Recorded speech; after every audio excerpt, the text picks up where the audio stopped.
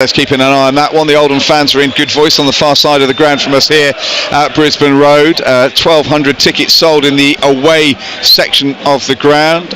Maybe 5,000 to 6,000 in total here at Brisbane Road this afternoon, with people still walking into the ground. I wonder if, Nick, can you remember exactly whether your words were kinder than what Louis said? I think when I was at the game, Phil, on Tuesday. I think when I was at the game, fully aware that we were broadcasting the game for Charlton fans, I thought laying the difficulties that Nathan Jones is confronted with on too heavily might have been unnecessary. However, on reflection, a 1-0 win over 10-man Burton, who are bottom of the table and without a manager, and in front of about a dozen people at the game, is not perhaps the turn. Well, at the moment, doesn't look like the sort of turning point that it might, but it was important that they won. It was very important that they won the game, and they did have other chances. And he played a very attacking team with two big strikers and all the rest of it. But yeah, I don't think you can necessarily extrapolate that victory against that team into a successful rest of the season. But a win is a win. Those 3 points count just as much as any other. Absolutely. You've got to get them where you can, which I would imagine that Crystal Palace would take something similar today, wouldn't they, in the game that you and Sam are doing for us against Newcastle? I think so, Phil. And maybe I was a bit unkind about Palace, sort of, and this business of false dawns.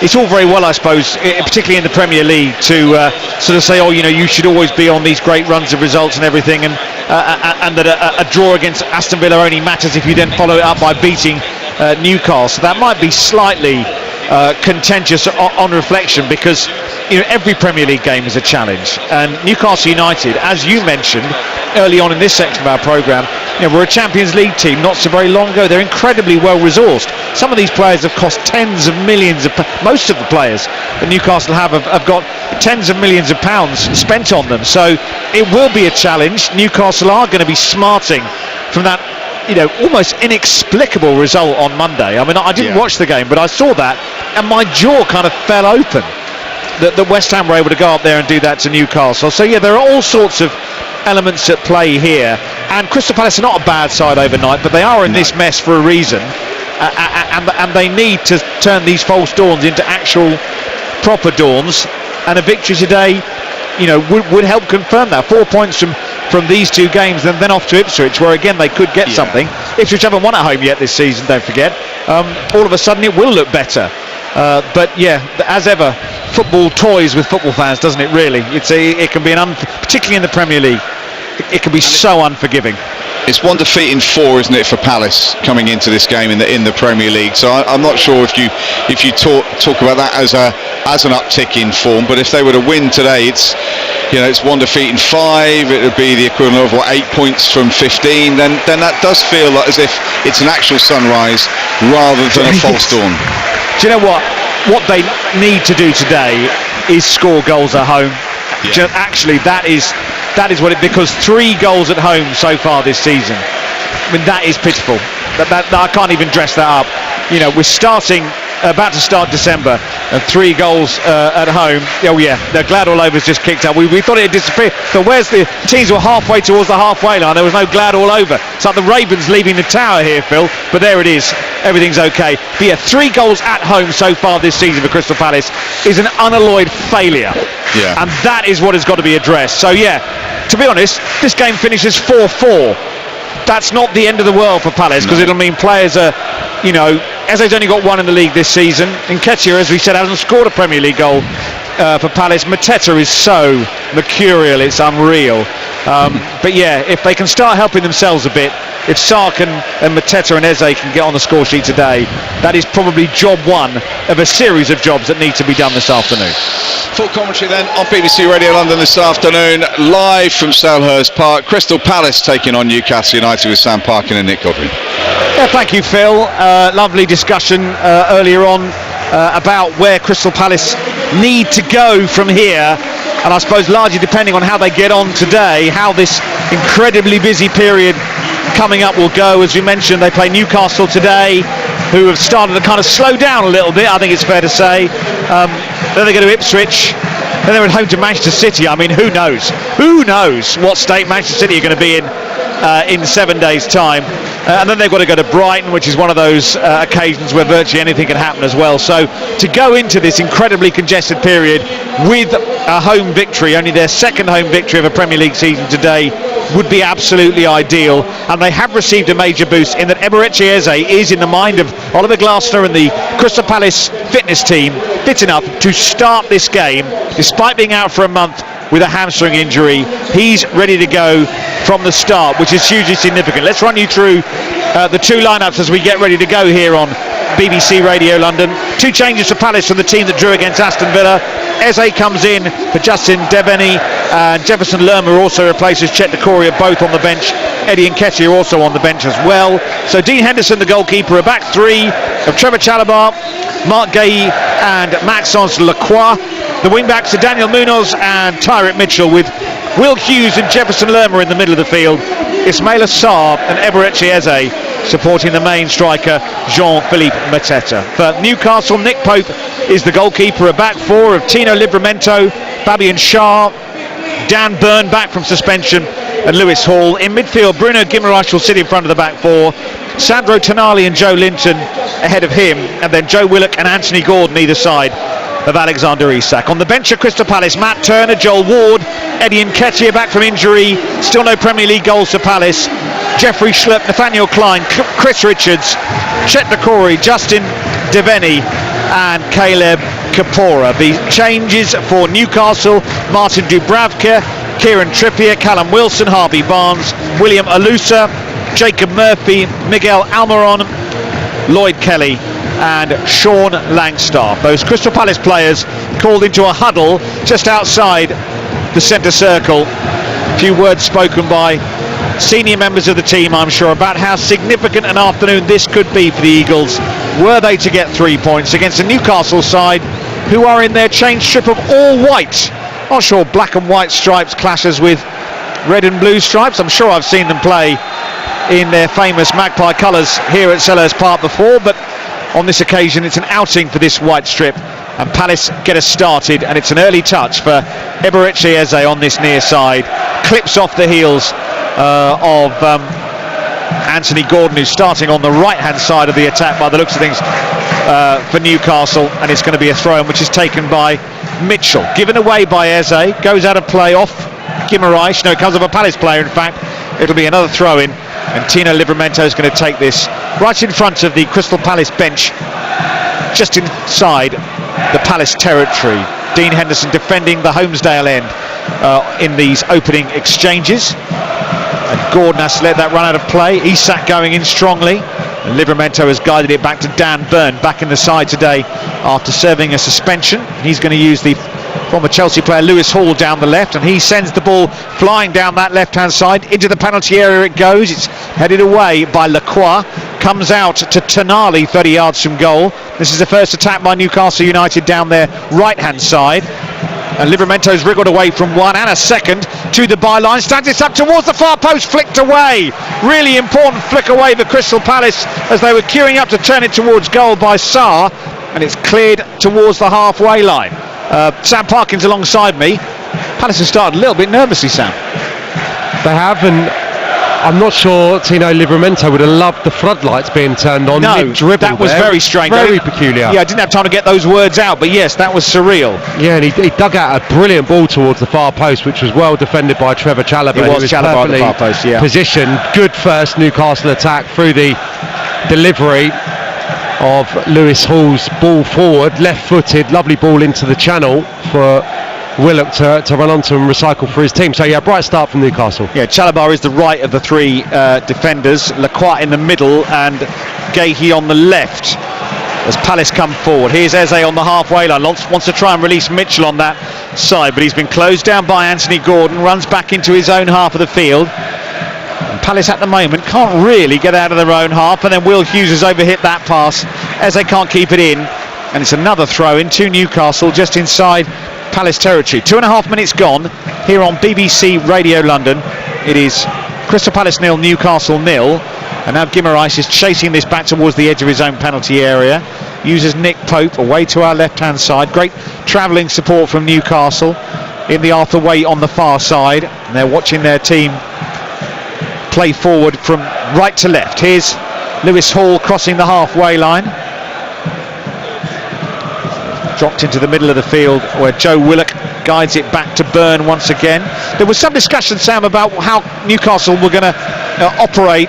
Is Willock? Where is Willock playing? Is Willock playing in midfield and then Joe Linton playing further up? I think that's right. Yeah, they do mix up with those two. I think either can play either role really, although Joe Linton doesn't have the athleticism of Willock. When he's playing higher, he's more going to come in field and join in with the central midfield and link the play.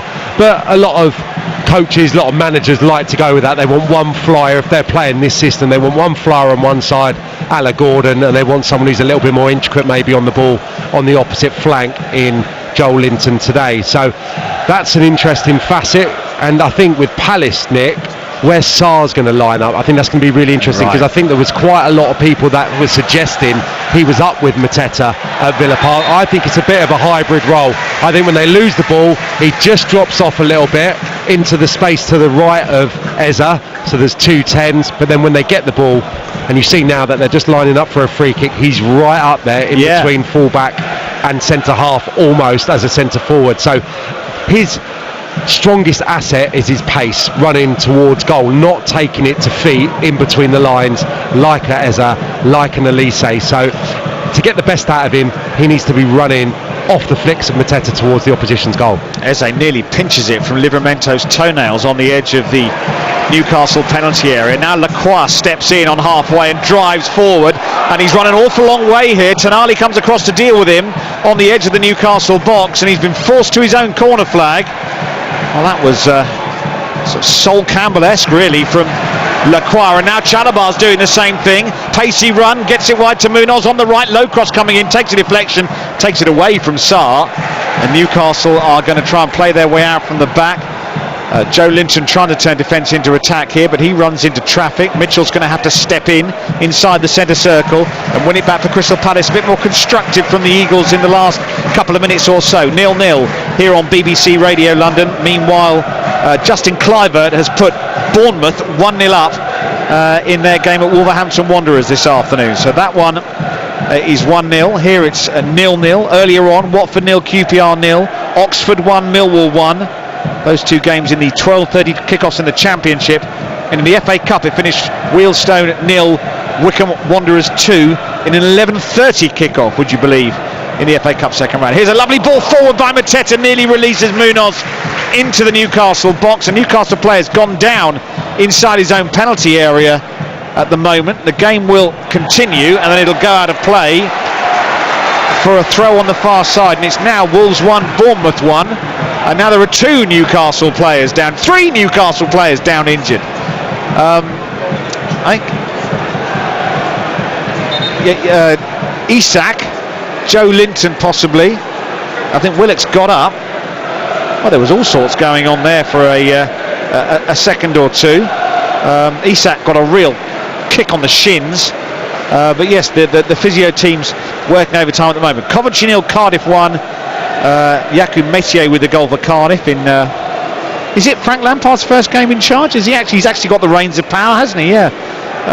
He's in, and Jorg Strand Larsen has equalised for Wolves against Bournemouth in a very lively start at Molineux. Wolves 1, Bournemouth 1. Everybody's, well, not more or less everybody's got up. Isak's got up.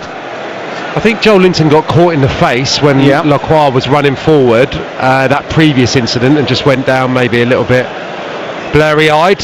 Willock looks to be problematic. I don't know if that's a muscle injury. He's the one that stayed down. Yeah, Isak got the whack, as you said. It should have been, I'm not sure what's been given. It looks like it's going to be a Palace throw when we resume, but it should have been a Newcastle free kick had we still been playing for that infringement on maybe it's a boot problem maybe for Joe Willock.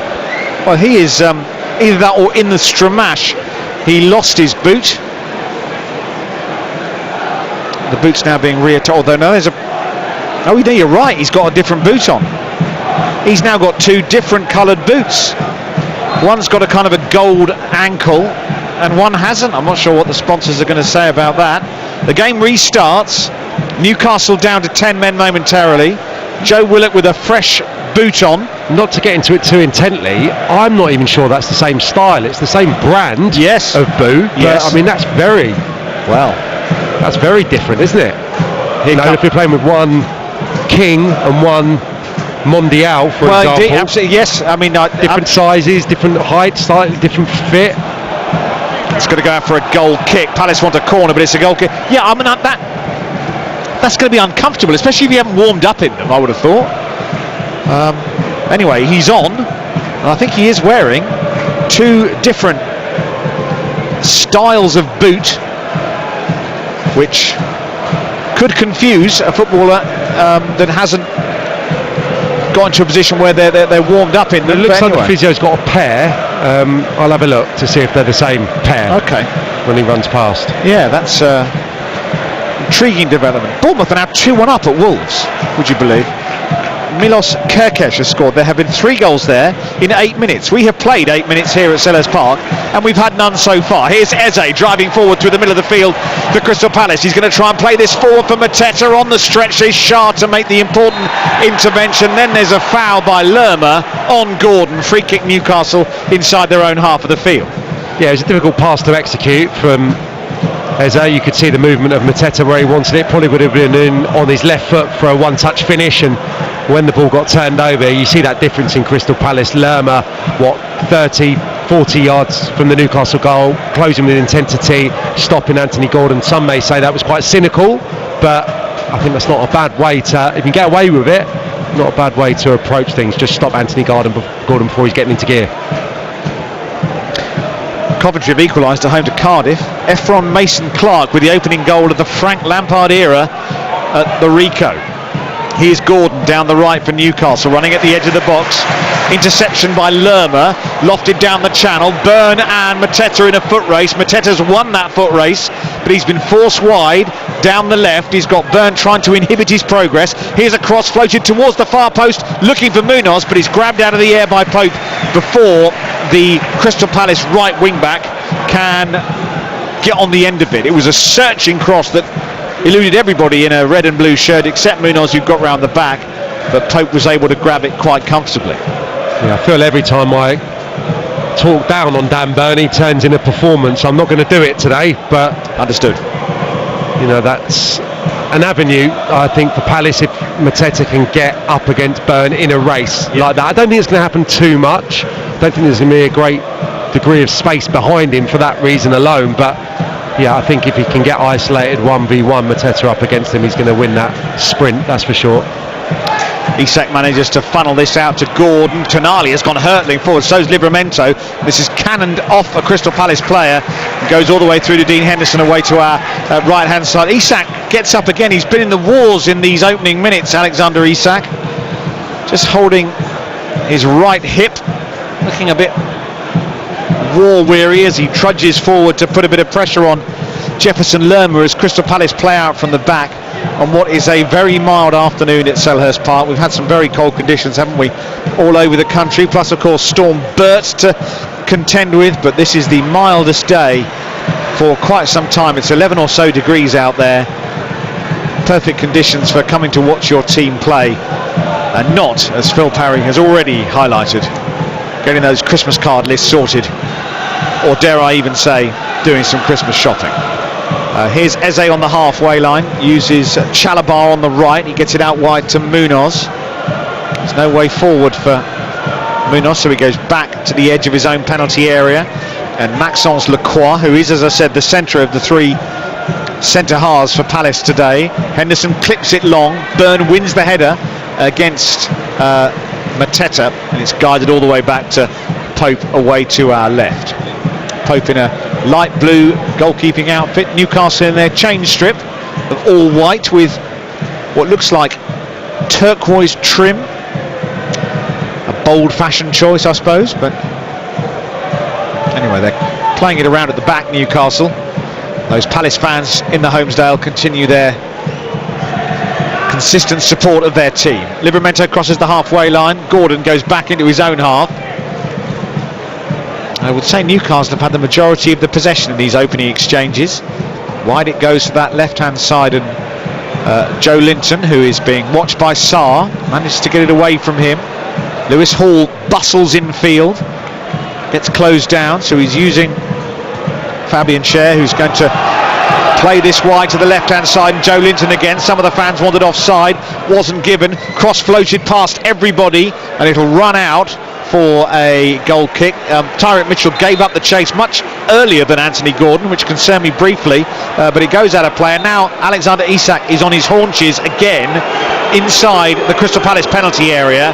This is the third time I think he's gone down in the game so far, Sam, and that cannot be a coincidence, I don't think. Yeah, I think maybe he's just had a bang, it's kind of his hip maybe, that he's feeling, his side. So yeah, I'm not entirely sure if that's going to mean the end of his afternoon. Should be something, if it's not a muscle that he'd be able to get on with once the pain subsides. And yeah, it's been a pretty low-key start to the game.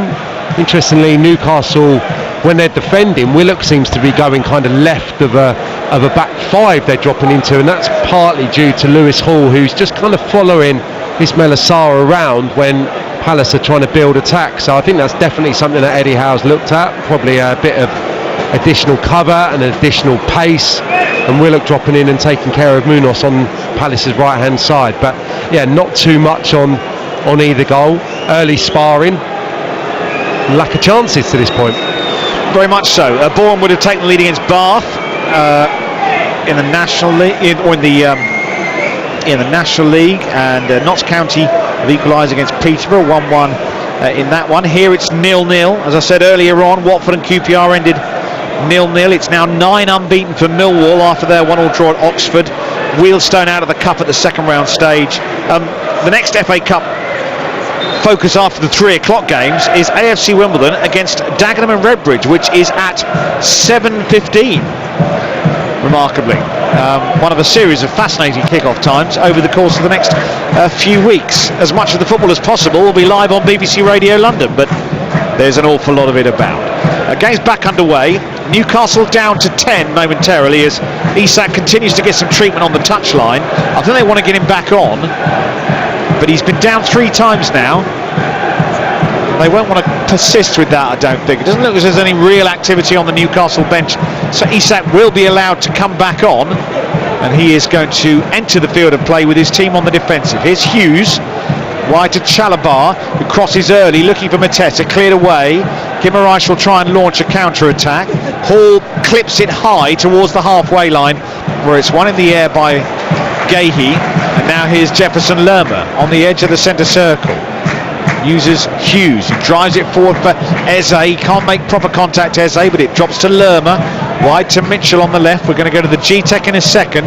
Here's Lerma with the ball into the box. Sarr helps it on. Eze onside with a chance, hooked away by Cher on the edge of his own 6-yard box. It looked as though Eze had a clear sight of goal, and just as he was getting ready to shoot, it was hooked away by the Newcastle defender for a corner. Well, it looked offside from where we're sat. Brilliant, nice, close control from Sarr, and he's level, and he gets played in, and for once Eze's touch lets him down badly in a really fruitful position for Palace. Yeah, I was expecting the net to bulge, to be honest with you. He'd got himself into the position. The flag had stayed down at least initially, but now it's a corner. Palace is first of the game, played short by Hughes to Sarr, clipped towards the far post and claimed by Pope too easily. Opportunity wasted for Palace. 0-0 with just over a quarter of an hour gone. Let's call in at the G-Tech Stadium. Brentford-Leicester. Rebecca Adams. Well, it's Brentford 0, Leicester 0, and it's been a lively start here with a decent early chance for Brentford in the 5th minute. Kevin Schade was free in the box, and he got a great header away, but the Leicester keeper Mads Hermansen pulled off a superb save. He got his fingertips to the ball to push it over the bar. Still goalless here at the G-Tech. Well, we had to wait the best part of an hour, or possibly even longer than that, for a goal when Charlton went to Burton, but they've gone to Walsall and they're in front, Louis Mendes. It's only Walsall 0, Charlton 1. It's Ghassan Ahadme, his second goal in the FA Cup this season. Wonderful cross from the right hand side from Coventry. Ahadme 6 yards out, heads the ball beyond Simpkin. Walsall 0, Charlton 1. And we'll check in with Walsall, Leyton Orient against Oldham in the FA Cup. Dave Victor. It's still goalless, but only because of the reflexes of the Leyton Orient goalkeeper Josh Keeley. 2 saves, both from Tom Conlon. It's the visitors that have shown more ambition. It is Leyton Orient 0, Oldham 0. And just a reminder that tomorrow we've got Tottenham against Fulham on digital radio. The coverage starts at 1 o'clock. Tonight at 5:30 on the same frequencies, West Ham against Arsenal, and then it's now 3-1 to Bournemouth at Wolverhampton Wanderers. Justin Kluivert has scored a third goal for Bournemouth from the penalty spot. They kicked off at the same time as us. Just to complete what's happening this week. So tomorrow Spurs Fulham on digital radio, then it gets really busy. Tuesday evening we've got the London Women's Football Show at 6, and then coverage of Ipswich, Palace and Leicester West Ham on digital radio. Wednesday Aston Villa Brentford, you might have to write these down, and then Thursday it's Fulham Brighton and Bournemouth Spurs, all live here on the home of London football. Here comes a ball forward by Tyrek Mitchell for Palace, but he's overhit that, and Nick Pope will swallow this up very comfortably. We played for 18 minutes. I wouldn't say we've had any clear-cut chances on goal. It doesn't feel to me like either of these two sides have got bags of confidence, Sam. Is that a fair thing to say? Yeah, absolutely. I think rhythm as well, in terms of individuals that are out there. How many of the players on display are really firing right now? You could probably look at Isak, early part of the season.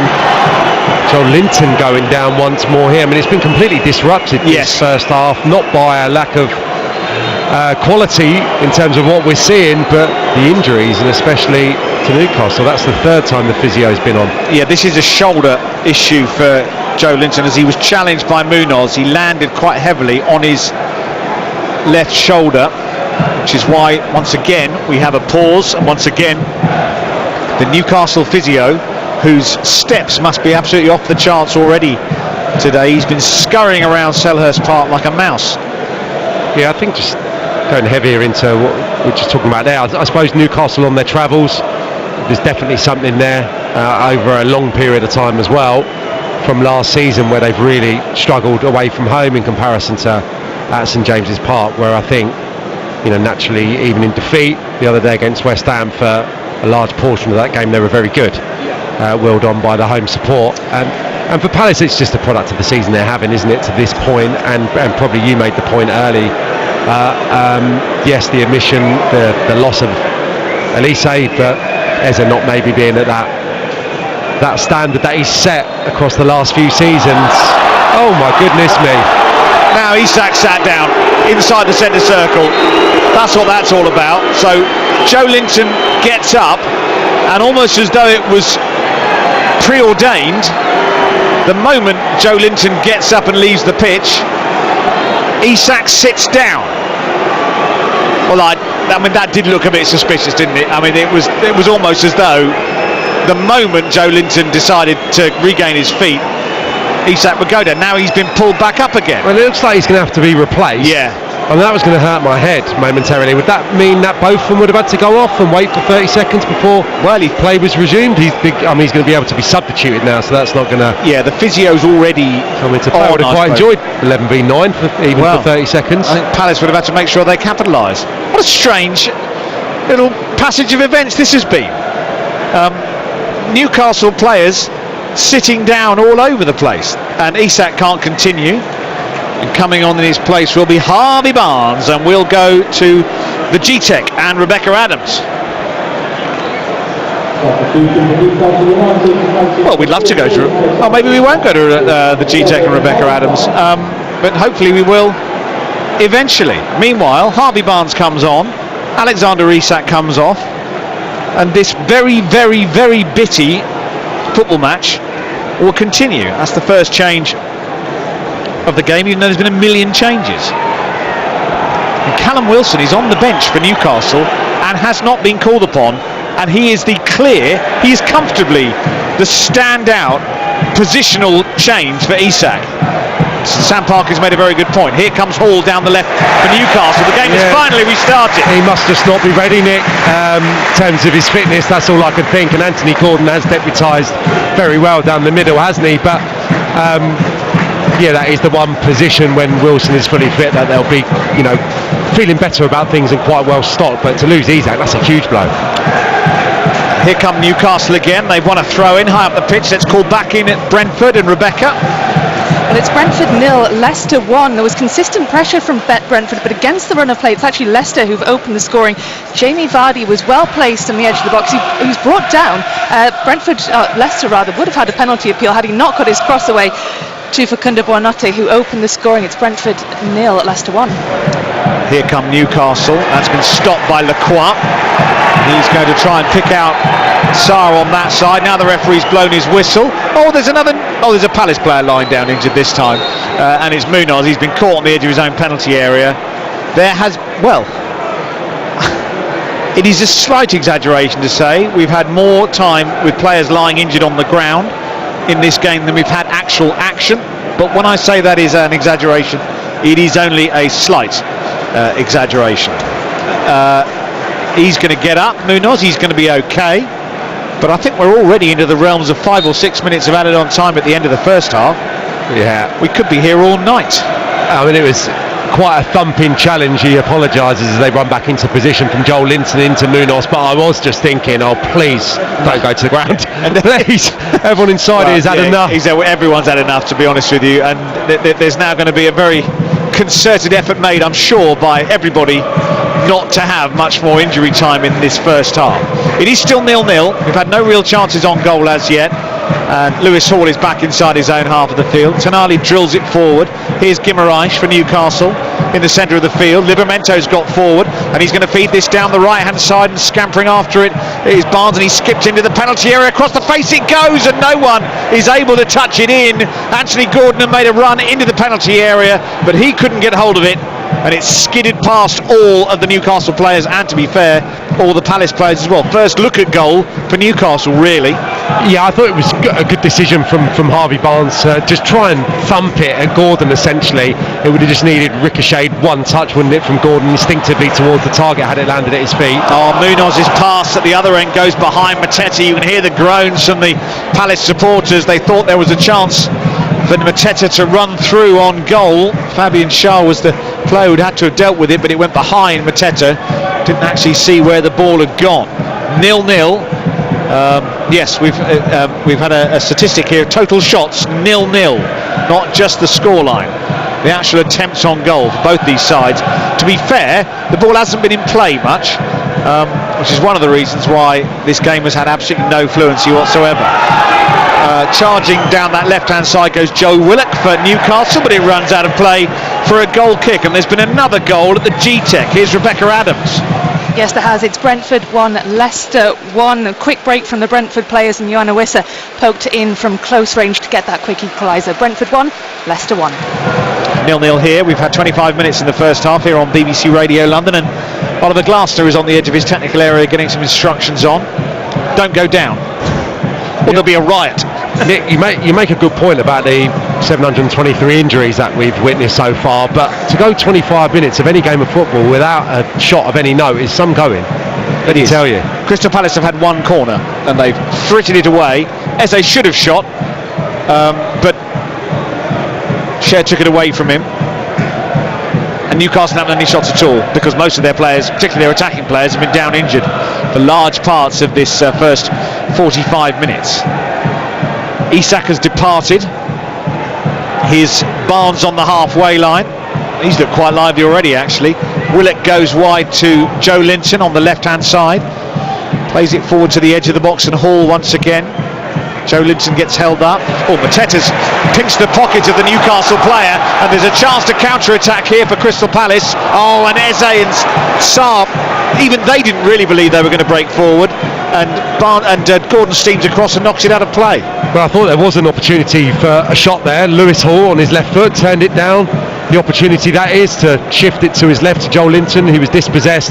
Palace's probably first opportunity in this opening half to counter-attack, and Sarr just sold Eze a little bit short. In fairness, Anthony Gordon defended it brilliantly, sprinting back 30-40 yards. The player that you wouldn't want in Newcastle colours tracking you, such as his pace, and he did a really good job for his team there. Yeah, snuffed out the counter-attack very nicely. Here's Hughes, and then Sarr gives it back to Lacroix, and Palace are in control of the ball at the moment, but neither of these sides have achieved anything remotely approximating what you might call fluency. Eze tries to get away from his man, but again he's dispossessed all too easily. Barnes has it on the halfway line. Livramento goes back to Fabian Schär clips this over halfway, but Lacroix has just done enough to bump Guimaraes off the ball. He ends up in a heap on the floor, and he almost gets up out of shame, really, because the Palace fans are now sick and tired of seeing Newcastle players lying prone on the Selhurst surface. Let's go to Walsall against Charlton, where there's been another goal. Louis Mendes. And the Addicts have doubled their lead. Walsall 0, Charlton 2. Horrible mistake at the back from Walsall. It's a back pass looking for Simpkin, completely undercooked. Godden took it round the goalkeeper, rolled it into the back of the net. Walsall 0, Charlton 2. As they help this on, that's a clever header to find Mateta, who's being held by Byrne. The referee said nothing doing. Sam Parkin's absolutely disgusted at that decision. I think, did the referee just gesticulate that he let one go a minute ago? Yeah, that seems to be what happened. Well, they were both fouls, I thought. Yeah, well, maybe we should get VAR to overrule him. He's got to give the second one, you know, even if he's got the first one wrong. Yes. That's got to slide, right? And then you've got to get back on it. Next decision. No, it's not Made exactly two mistakes. Yeah, it's not a zero-sum game. Just because you haven't given one, you can't give the other. Is Eze coming forward now? He's got a little head of steam up, but he's been forced wide. They're a bit wary of him here, the Newcastle defenders. It comes to Chalobah, who shoots over the top. Oh, we've had a shot. Goodness gracious. Someone, send a telegram. It wasn't on target. It was miles over from Trevor Chalobah, and it was a very, very long way out. But someone's had a go, Sam. It's a shame we nearly reached half an hour. Yes. Looking forward to that landmark. Absolutely. And he's capable, Chalobah, from there. I think his first Premier League goal was against Palace, was it not, at Stamford Bridge, from that type of distance. Arrowing into the far corner, just a little bit too central, the direction, in terms of direction on that strike. Plenty of power, but never really worrying Nick Pope. Here's Lerma. We're going to go to Brentford again in a second, where they've been spoilt with goals so far, but let's see if Munoz can do something here, and he's done well to find Mateta. And here's Sarr, and Munoz again on the right edge of the penalty area. Low cross coming in. Sarr! Good save by the feet of Pope. He'd already toppled over. Sarr tried to go the right way, and the flag has gone up anyway, so it probably wouldn't have counted. But Ismail Sarr forcing the first save of the afternoon from Nick Pope after the cross was sent in by Munoz. Let's just have another look at this. Newcastle gave it away in a bad area. Munoz with the cross, Pope with the save. Yeah, it must have been Munoz that was in an offside position when he's played it down the right hand side. Really nice intricate stuff, and just toe poked goalwards by Sarr. Pope falling to the right but saving with his leg as they stayed out and guarded the goal. Let's go to Brentford and Rebecca Adams. Well, it's Brentford 2, Leicester 1. Brentford have been so quick on the break, and it's been such a lively match here so far. Phil Parry promised us goals, and this time it's Kevin Schade. The lovely finish from the edge of the box for Brentford. 30 minutes gone, and it's Brentford 2, Leicester 1. Barnes for Newcastle coming forward, still 0-0. Here's Livramento, and now Willett goes down under a challenge from Mitchell, and the referee's going to give it, and Willett stayed down, and it's just outside the penalty area. This is a dangerous free kick for Newcastle to have. I don't think they'll shoot from here. I think Willett's fine, but there have been Newcastle players littering this pitch all half long. Well, no complaints from Tyreek Mitchell, and that normally gives the game away, doesn't it? So I did think it was a foul, but I thought he went down quite flamboyantly, didn't he? Yes, he did. Willett, I mean, it's perfect for Lewis Hall. It's almost on the edge of the 18-yard box on the corner, so Lewis Hall could just whack this towards the far post and hope for one of those little grazes, or possibly take it straight into the net off his boot, or Gordon the right footer on the outswinger. 13 and a half minutes to go to half time. Free kick to Newcastle down the right, just by the corner of the penalty area. Gordon leaves it. Hall swings it in towards the far post. Guimaraes with the contact at the far post, but only heads it out of play, and it's going to be a goal kick which Dean Henderson is going to take. I mean, the facts are, Sam, that Crystal Palace have scored 3 goals at home so far this season, and on this display in the opening 32 minutes, albeit chopped up by all these injuries, they don't really carry a great deal of threat at the moment, do they? No, there's not a great level of spark, I would say, at the top end of the pitch at the moment. That said, the two kind of number 10s, I can call them that, Sarr and Eze, have both got him once apiece, haven't they? Sarr for that recent opportunity, and Eza essentially was in, wasn't he? Yeah. 10 minutes in, but his touch let him down at the vital moment. So they still have had two presentable opportunities to have had their noses in front, but Newcastle absolutely not started really in an attacking sense. Here's Guimaraes for Newcastle, centre of the field, challenged by Lerma. They go back to halfway and Hall. Well, they lost Isak, I suppose, and now Anthony Gordon's having to play as the most advanced player. Livramento clips this forward. Tonali tries to go for the second pass. Clipped out of play. We're going elsewhere. Should we go to Brisbane Road? We shall. Leyton Orient against Oldham in the Cup. Dave Victor. It is still goalless. Leyton Orient, though, have had a shot on target. It was from Ethan Galbraith on the half-hour mark, forcing a save from Matt Hudson. But it's Oldham that continue to ask questions of what looks to be an uncertain Leyton Orient reorganised defence. It's Leyton Orient 0, Oldham Athletic 0. Newcastle coming forward a little ponderously with Barnes back to Byrne on the halfway line. Palace sniffing around him, thinking there might be a chance to counter-attack. Here's Gordon operating as a centre forward, wide to Joe Linton on the left, send it down the channel looking for Willock, and that has clipped off the heels of someone, and the referee's thought about it for an age and given a corner, and he points at Maxence Lacroix saying it came off you last. So Newcastle have their first corner of the game. Well, we get the luxury of seeing it on the monitor, and the referee's right. He towed it out. Lacroix, he's the only one not complaining. He's looking pensive, but he knows. This corner's going to be swung in by Gordon. Guimaraes and Tonali with the goalkeeper. Barnes, Cher, Byrne and Joe Linton all targets. Now the referee's coming across to do something. What's he talking about? He wants the football moved, does he? The ball's in the quadrant. What's he doing? The ball's in the wrong place. I don't know what that was. That was ludicrous. The ball's moved about an inch one way and an inch the other. Do me a favour. Here's Gordon, right-footed, with the corner. And it's headed away by Lerma. He's going to have another chance to clear this, and he's bundled Hall out of the way. Now can Palace counter-attack. Eze gives it to Hughes, lifted over the top, and Sar's run from an onside position into the penalty area. Mateta waiting, and Munoz misses from 4 yards out. It's one of the misses of the season. Daniel Munoz on his left foot, with the whole goal gaping from Sar's cross. Mateta couldn't stretch, and Munoz stole onto it and somehow contrives to miss the target. That is horrible. Yeah, it's a really, really terrible miss. It's not, I don't think, bobbling, jumping up. Maybe it does a touch, but I'm not going to be able to defend him there. It was worked so well by Palace. Lerma into Eze. Eze's actual little flick to Will Hughes was the hardest option available. There was Palace shirt streaming forward. Eze did a little flick volley, which was amazing. Then into the space for Sarr. That's where he's going to prosper, and his decision making was perfect, putting it on an absolute plate. Munoz arriving on his left foot. I don't think he scored yet for Palace. I think I'm right in saying that. No goals yet. And there we go. That is, in a nutshell, why. He'll possibly never get a better chance to score for Crystal Palace. Is there any? I mean, he is very much a right wing back. It was on the leg he uses for standing. It was on his left foot. No, I can't defend that. I mean, the ball across is so good, because I thought it was actually a hard one to execute. Mateta was there around about penalty spot when it came in from the right hand side. Obviously went beyond him and the one covering Newcastle defender. He's by himself.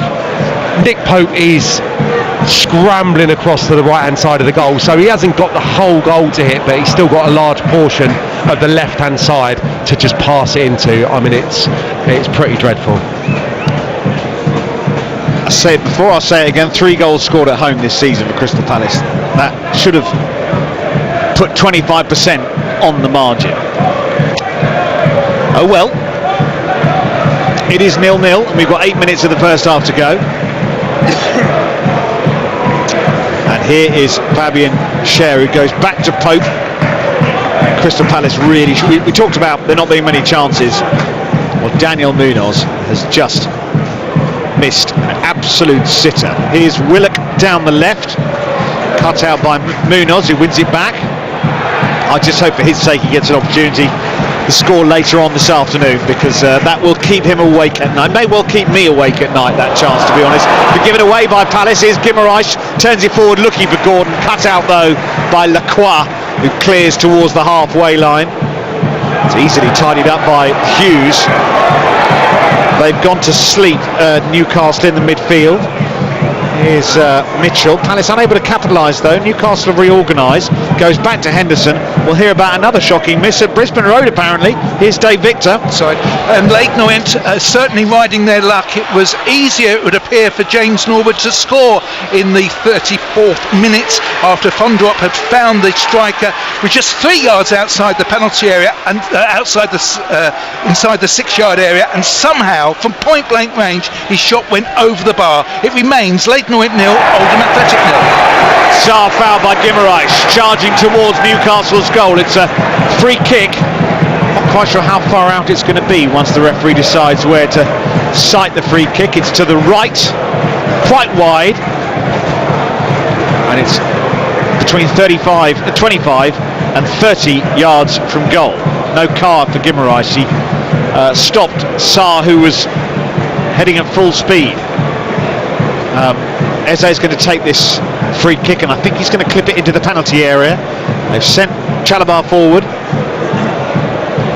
Mateta in there as well, and Lacroix and Gahey. They're all in the box for this delivery. I wouldn't say it's concerted pressure, but you do feel that Newcastle can't be this bad for the entirety of this game. So Palace will be feeling that out there. The coach will be feeling that. They need to score during this period where Newcastle are not looking like themselves whatsoever. No, here's the ball sent in, and Lacroix has headed it wide, and it's gone out for a goal kick. It was sent in, and it almost kind of slid off Lacroix's head. Couldn't direct it. The dink from Eze, and well, he was kind of unmarked. He wasn't under an enormous amount of pressure, as here come Newcastle with Barnes, plays it forward. Guimaraes bursts forward, Barnes away down the right, low cross coming in, gathered by Henderson. One of the few times Dean Henderson has touched the ball in open play, and he smothered the danger quite comfortably. But it is still 0-0.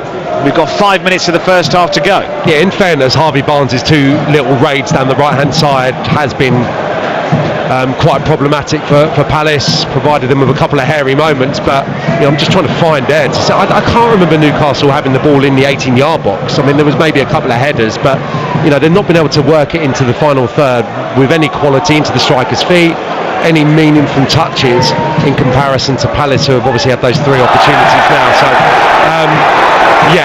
for a team that possesses some really good attacking talent, they've not come to town so far. No, very much 0-0 from that perspective. That big roar you heard was Dan Burn just shoving Sarr ever so slightly as the two of them jumped for a header. Quite sure whether there was enough on it for a free kick, but the fans certainly didn't enjoy that. And it'll be Lewis Hall to take this throw in on the far side of the field, the former Chelsea man. Most Newcastle conceded goals this season have been conceded in the first half. 69% of all their goals conceded so far this season have been in the first 45 minutes. So maybe Newcastle's plan is to just get to half time without conceding, and things will be better. Here's Guimaraes, finds Gordon inside Crystal Palace's half of the field, wide to Barnes on the right hand side. Barnes with a swirling cross has flicked away from danger by Munoz. It's going to go out for a corner to Newcastle. There were other players in the box. Munoz had to make sure he cleared the lines. Corner ball. Yeah, it's a good ball in once more from Harvey Barnes, and it was Sarr that gave the ball away for Palace. And they're the scenarios where I just worry about him a little bit, because he's not got the feet of, say, an Eze, who's so reliable. Probably hasn't been today, that said, but when the ball goes into him in tight spots with people around him, Sarr wants to be facing the opposition's goal when he receives it. Gordon with the in-swinging corner. It goes high to the far post. Joe Linton tries to get on the end of it. It's cleared away. He's going to recycle it, Joe Linton, back to Hall, who sends a cross into the box, headed away by Munoz. collected by Livramento as one of the last players back for Newcastle. He strides forward down that left-hand side, wants to feed Willock, and there's another intervention by Munoz again, who's currently playing Newcastle on his own, and he's conceded a third Magpies corner of this first half. Yeah, a little bit of a spell for Newcastle, given what's gone before in this half, a flurry of balls into the box, and all of a sudden Palace just having to defend as we approach half-time. Gordon again, this time plays it short to Willock, who gets it back to Gordon level with the edge of the box, swings a high ball in towards the far post, free header for Cher, but he's offside as he meets the header. Palace have hacked it clear, and the referee spots the flag, and it is going to be a free kick to Crystal Palace, who dealt with that set piece rather well, but it is still 0-0. Now we've got 2 minutes of the first 45 to go. I wonder how long the referee's going to add on the stoppages at the end of this first half, because if you remember, the opening 25 minutes or so of this first half were blighted by serial stoppages for injuries, largely to Newcastle players, and therefore there will be probably 4 or 5 minutes added on. I'm not sure it can only be any less than that, or will they save it for the end of the game? I was thinking maybe a couple more.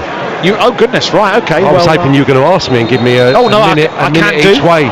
Yeah, well, you know, it's a Newcastle player down injured. The Newcastle physios have come hurtling on. I think Joe Linton's going to be okay. They're the fittest people in the Newcastle squad. They're coming on at every moment.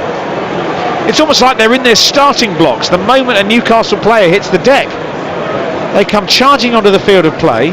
Almost all the injuries have been on the Arthur Waite side of the ground as well, so they've had to go hurtling across the pitch. This latest bump for Joel Linton is courtesy of Dan Burns' hip. It wasn't even a Palace player, it was his own teammate taking him out there.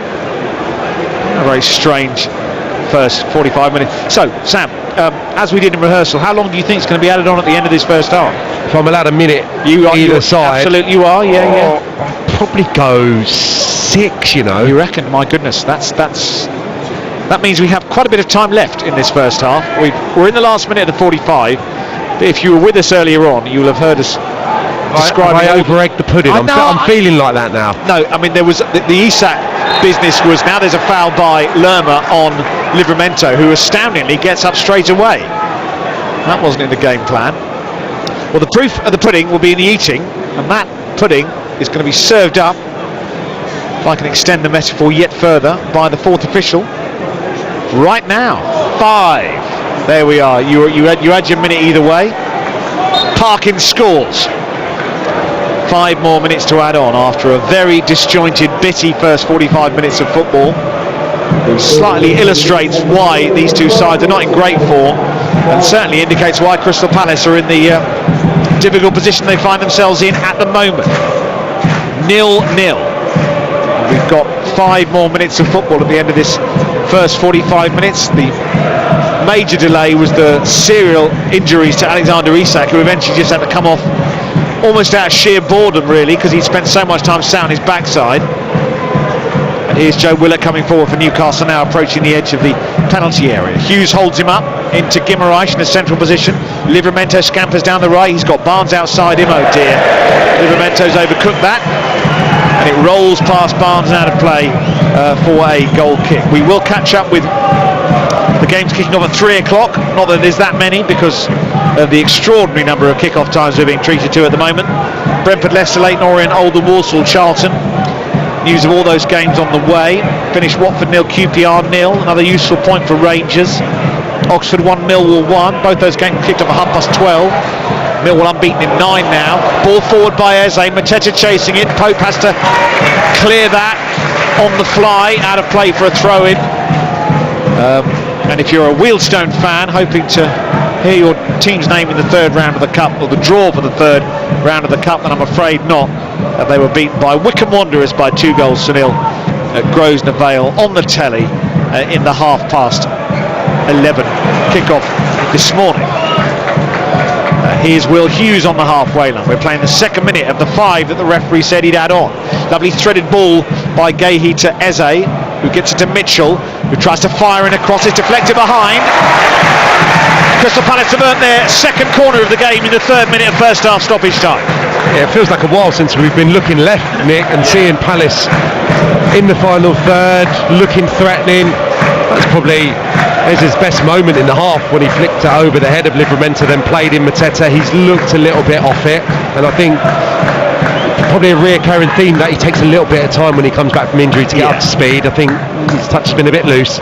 Eze's corner, and it's flicked on by Lacroix again, and out for another corner. Must have come off a Newcastle player last. Lacroix was certainly in there. Palace's second corner in quick succession. It's actually half an opportunity. You can see the way he reacts. His hands go to his head. He knows that that was a decent sighted goal in the context of what we've seen so far today. No goals yet for Palace for Maxence Lacroix since arriving in the summer. It's his 10th start. Will Hughes is now getting some advice from the assistant referee as to whether this corner is being placed appropriately. All the big units have stayed forward. This is floated in by Hughes, and Lacroix goes for it again and can't make proper contact. And that's the third opportunity Lacroix has had from a set piece that he's not been able to convert. It's still 0-0. Yeah, he was in quite early, wasn't it? It looked like he was just trying to react, not that he was running onto the ball. Yeah, that was the case in point. A couple of players around him, but peculiar that he didn't make any contact whatsoever. It looked like another good chance for him. I've learned something new this afternoon. There is a Scottish team called Banks o' the D. You aware of Banks of the D against Hamilton Academicals? I think that's possibly a new name of a football team that I've learned. They're 2-0 down to Hamilton Academical, by the way, north of the border. I assume that the football ground, or certainly the club, is based on the banks of the River Dee. But not unless someone's having some elaborate fun. No, apparently no, it does exist. They're in Aberdeen. I immediately went to Dundee, which is foolish of me because that's the Tay, and that's where my dear old mother is from. Dundee. Ah, is that right? I didn't know you were. Yeah. Oh right. Oh, and our producer's also chiming in with facts about Scotland as well. I've never heard of Banks of the D. So anyway, every day's a school day on BBC Radio London. Banks not Banks of the D. Sorry, there's my English. Although I have a little bit of Scottish antecedents as well. If I can join in here.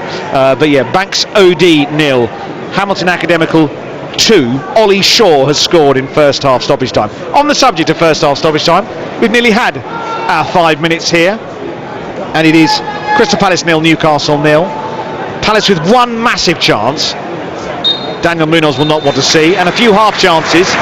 But the half-time whistle goes. It's been a really strange first 45 minutes, and the TV director immediately cuts to the shattered expression on Daniel Munoz's face, and he still cannot believe he hasn't scored his first Palace goal.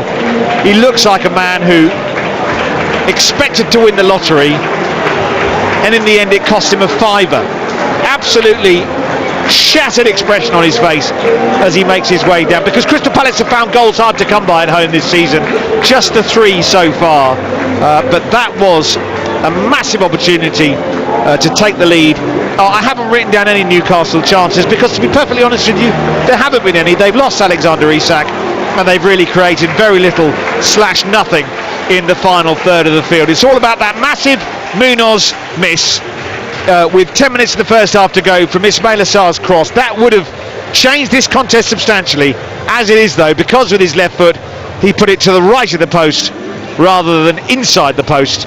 It is at half-time Crystal Palace 0, Newcastle 0. BBC Radio London, the home of London football. Saturday Sport on BBC Radio London. Nick Godwin and Sam Parkin watching that one. Banks of the D, Nick, by the way, won the Scottish Junior Cup in 1957. Banks OD. Yeah. Banks OD. Banks, not Banks of the D, Phil. Banks OD. That's what it means, though. Don't you bring. Well, we're not asking for a translation. We're not Google Translate, Phil. I was told off for calling it Banks of the D. It's what it means, though, isn't it? I think most people. I don't think you need to translate it. I think we're all aware of that. Anyway, they won the Scottish Junior Cup in 1957. Did they? Were you aware? Yeah. Had you heard of them? Yeah. A good friend of mine that we work in the industry with says that the first round of the Scottish Cup is his favourite weekend of the year because there's some gems up there that get on earth. Absolutely. Yeah. There's some amazing clubs, amazing names for that. competition. I also love playing today. Celtic B are playing Gala Fairy Dean Rovers. Oh, I love football. I love football for absolutely. This. Brilliant. Well, it keeps us entertained. That first 30 minutes didn't. I mean, goodness gracious, chaps. You were talking about puddings. That really was. We're going to need a break from each other after the week we've had, Nick. You are. First half at Burton, first half here. Dear oh dear. Yeah, I mean that was one of the more peculiar 45 minutes, partly due to the injuries, Phil, and probably partly due to Newcastle not really turning up yet. I mean, penny for the thoughts of their supporters away to our left. They've been pretty abysmal in that half, and Palace probably have created just about enough to warrant being in front, albeit there is a distinct lack of confidence and rhythm and freedom about a lot of their play at the moment. I just think individuals are not sparkling, and collectively that's having a knock-on effect. But obviously Munoz has missed. I mean, it's unbelievable. Wait till you see it. It's incredible. I mean, I think you score that 99 times out of 100. It's an astonishing miss. We'll hear about one here, which James Nord would want to compete with in a moment or two. But we have got another goal to tell you about at the G-Tech. Brentford against Leicester. Rebecca Adams.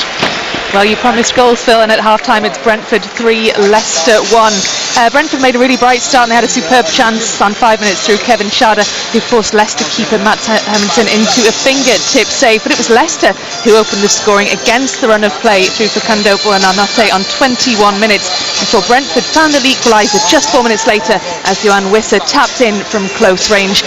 Kevin Schade then put Brentford ahead just before the half-hour mark with a brilliant shot for his first ever Premier League goal, and just a few moments ago added Brentford's third in the 7th minute of added time. So a great finish to this first half for Brentford. It's finished Brentford 3, Leicester 1 at half-time.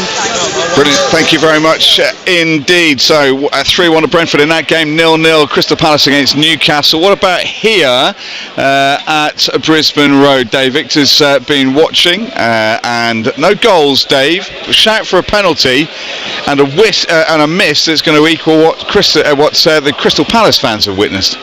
Well, Phil, it looked as if it was easier for James Norwood to score in the 34th minute. He was just a foot or so over the line, and somehow, as he latched onto Fondrop's cross, he was able to put it over the bar. As a colleague said to me, studying physics, it didn't seem actually possible, but it was Oldham Athletic who were causing so many problems for a reorganised and uncertain Leyton Orient defence. Twice Conlon tested Josh Keeley, and Fondrop from a good position had a shot which went high over the bar. At the other end, Leyton Orient struggled to settle, but they did around the half-hour mark. Ethan Galbraith with the first strike on target, forcing a comfortable save from Matt Hudson, and then it was Darren Pratley got himself in a decent position, but his shot was blocked by a former Leyton Orient defender, Jake Caprice. In the closing stage of the first half, Coleman had a shot wide of the near post. Danajai's strike was deflected wide, but I think at the moment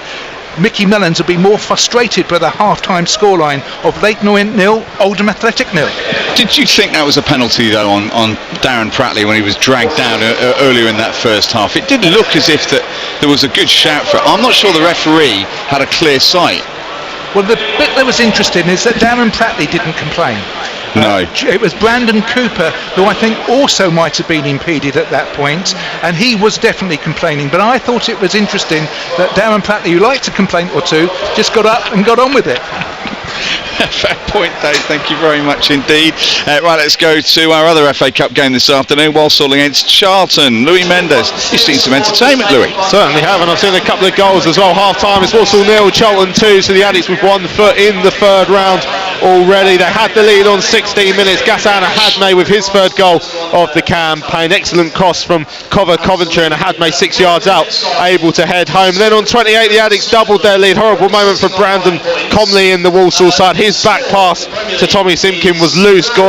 Matty Godden able to latch onto it and round the goalkeeper and roll it into an empty net for his 8th of the campaign. Terry Taylor seen the shot save. Luke Berry heading wide when he might have done a bit better from a Taylor free kick as well. The Addicts could have had more here. Walsall have had a couple of moments. Charlie Lakin coming close from a half cleared corner. Connor Barrett has shot at Ashley Maynard Brewer as well, but it's the Addicts who are in control at half time. Walsall 0, Charlton 2. Thank you very much indeed, Louis Mendes, enjoying that one. Brentford 3-1 up against Leicester in the Premier League. Crystal Palace, Newcastle 0-0. Full commentary the second half to come. Forest against Ipswich goalless. Bournemouth 3-1 up at Wolverhampton Wanderers, who beat Fulham last week 4-1. We'll be at the London Stadium shortly. West Ham against Arsenal is our third commentary game of the day. In the Championship today, full-time scores: Middlesbrough 3, Hull City 1. Oxford and Millwall drew 1 apiece. Watford 0, QPR 0. 5 points picked up though from 3 games this week, and 2 of them on the road at Cardiff and at Watford for QPR. Blackburn Rovers beating Leeds United 1-0. Bristol City, Plymouth goalless at the moment. Cardiff 1-1 at Coventry. Norwich went 1-0 down to Luton, but now lead by 2-1. West Bromwich Albion 1-0 up against Preston North End. Stoke City 0, Burnley 0, and it's Swansea 1, Portsmouth 2. FA Cup, Wilston knocked out 2-0 at home by Wickham. Accrington Stanley, Swindon 1 apiece. Swindon were 1 down in that game years ago. Ian Holloway suggested he was like a cheap tea bag. He never stayed long in the cup. Well, they're back on level terms at the moment as Swindon down with their haunted training ground and everything. Barnsley 0-0 with Bristol Rovers. Cambridge, Wigan goalless likewise. Crawley against Lincoln 2-2. I think Lincoln were 2-0 down in that game. Exeter lead Chesterfield by 1-0. Here it's goalless Orient against Oldham, as it is at Morecambe against Bradford. Peterborough 1, Notts County 2. Salford 2-0 up against Cheltenham. Stevenage 0-0 with Mansfield. Stockport County 2, Brackley 0. Charlton leading at Walsall, and Wimbledon against Dagenham kicks off at 7:15 tonight. Of course it kicks off at 7:15 tonight. Why wouldn't we have an FA Cup game at 11:30 in the morning and another one going head to head with Strictly at 7:15 at night? I really don't know why you wouldn't think that was just natural ways of doing things. Carlisle's wait for another home win goes on. They were pegged back by Crewe 1 apiece in that game. Just 2 wins since their new owners took over just over a year ago at home. Cheltenham have won as many games there as Carlisle have in that period. Fleetwood 0-0 with Colchester United. In the National League, Braintree 2-2 with Gateshead in the Jamal Fifield derby. Ebbsfleet 0-0 with Boston.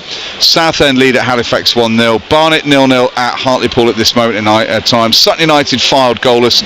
Yeovil lead at Woking 1-0, and it's York City 4, Maidenhead United 1. Our third commentary game of the day comes from not that far away from where we are. 1 tube stop back actually from Leighton to Stratford. It's West Ham United who are taking on Arsenal on BBC Radio London Sport on DAB. Andy Rowley, our commentator. And Andy, Arsenal enjoyed their trip to the London Stadium last season. West Ham United go into this one now off the back of a very important win at Newcastle. Yeah, they both going to have a bit of confidence from that, aren't they, Phil? Certainly that day last season, one of the darkest days for West Ham of the season, a 6-0 defeat. In fact, it's the joint heaviest defeat they have ever had at home. So that was something that they will definitely be remembering, the West Ham fans, when they come here today. Although they did knock Arsenal out of the League Cup last season. As you mentioned, Arsenal brilliant in the Champions League in the week, but West Ham have been picking up of late. That 2-0 win at Newcastle on Monday, 2 clean sheets in a row, and also they've taken 7 points from their last 3 Premier League home matches. So maybe they are turning a corner, but you hesitate to say that ahead of a home game against Arsenal. So big test for both perhaps here. Arsenal need to push themselves back into the race ahead of that big game tomorrow for the top 2, and for West Ham, a win here, maybe even a draw, would certainly be signs of more progress. Yeah, it would, and a look below. It's weird, isn't it, Andy? Because I'm looking at what's below West Ham at this moment in time. I'm not saying they should be targeting just staying up, but Lopetegui is in a bit of a transition. He's a new manager. They've made new signings. Southampton, though, again only getting a point last night. They're rock bottom on 5 points. Wolverhampton Wanderers at the moment losing heavily. Crystal Palace only 0-0. They're on 9 points. Leicester 3-1 down, and I think they've conceded 17 on the road now, Leicester, away from home. New manager, Ruud van Nistelrooy. I wonder actually, considering 2 of his 3 wins at Man United were against Leicester, I do wonder whether that's a bad thing, because the only team he seems to be able to beat is Leicester, and now he's managing them, but that's another issue. If you're West Ham, if you're not feeling pressure from beneath, that may just give Lopetegui a little bit more time to get the shape that he wants out of his team. Yeah, I think you're right. You look at the six below them; they're not exactly picking up points at a rapid rate. There's a 4-point gap anyway to Everton just below them as things stand. They might be actually looking at, Manchester United are just a point ahead of them, incredibly. And then the likes of Fulham and Bournemouth, Newcastle, Villa, they're only 3 or 4 points above them. So, things can change pretty rapidly, and people will be looking at the manager very differently, I would suggest, if they put 2 or 3 good results together, and they'd be right in the mix with teams that people are looking at very differently, the likes of Forest and Brentford, and even teams like Villa and Newcastle. So I think that this is a tough one, obviously, for the Hammers, but I think that the 15 points he's managed to put together, that if you are someone who'd maybe been away for a couple of weeks and they suddenly went, what? They've got 15 points, because the narrative has basically been that they've been absolutely hopeless. So the win at Newcastle has changed things a lot, and they look a better team than those 6 below them, I think, and they've certainly got a lot of better players, haven't they, Phil?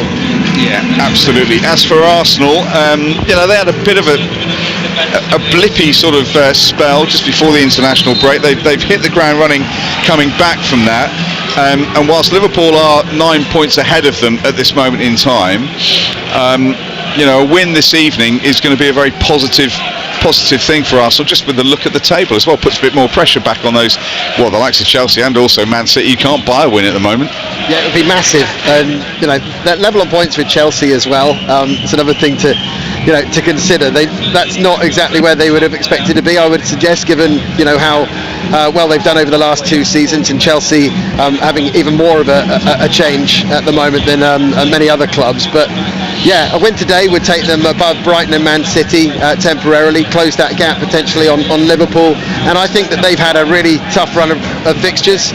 They've had a lot of really tough away games, both in Europe and in the domestic league. And I think that we could possibly see Arsenal start to pick up the pace now that the team's starting to come back together as well after the injuries and suspensions, although there is a question mark over Gabriel this evening, whether he will be playing. But I think that they're starting to look a bit more healthy than they did about a month or so ago.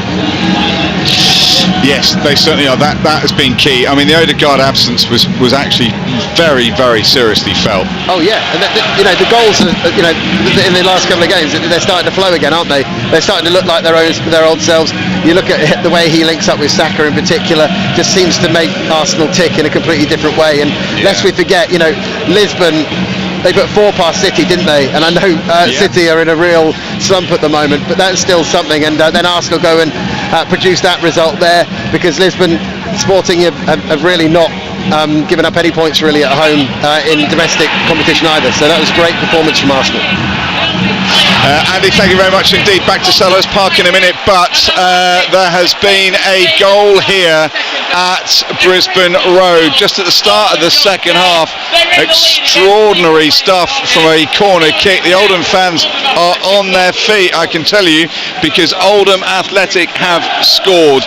I wonder if Dave Victor can tell us exactly what happened. He was closer to the action. Dave, what on earth? Well, it was a long throw from Regan Ogley that caused the difficulties. Nobody seemed to pick up Fondop, who scored his 9th of the season, and without doubt his easiest of the campaign. A real question mark, and Leyton Orient have a long way back now. We've played 47 minutes, and astonishingly it's the Latics that have the lead. Leyton Orient 0, Oldham Athletic 1. Let's go to Selhurst Park then. Second half, Palace Newcastle. Sam Parkin, Nick Godwin. Well, I can understand your reluctance to come back to us, Phil. I really can, after what has been a rather dispiriting first 45 minutes at Selhurst Park. But we'll hope to do better for you in the second 45, which is very much underway, and there are no changes at the break for either of these two sides. Nick Pope has cleared the danger towards the halfway line. Palace have Henderson in goal, a back three of Lacroix, Gahey and Chalabar. The two wing backs are Munoz and Mitchell, with Hughes and Lerma in the middle, Sarr and Eze supporting, Mateta up front. Pope in goal for Newcastle, a back four of Livramento, Scher, Byrne and Hall. In midfield, Guimaraes, Tonali and Joe Linton, with Willock, Gordon and Barnes further forward. Isak came off in the first half.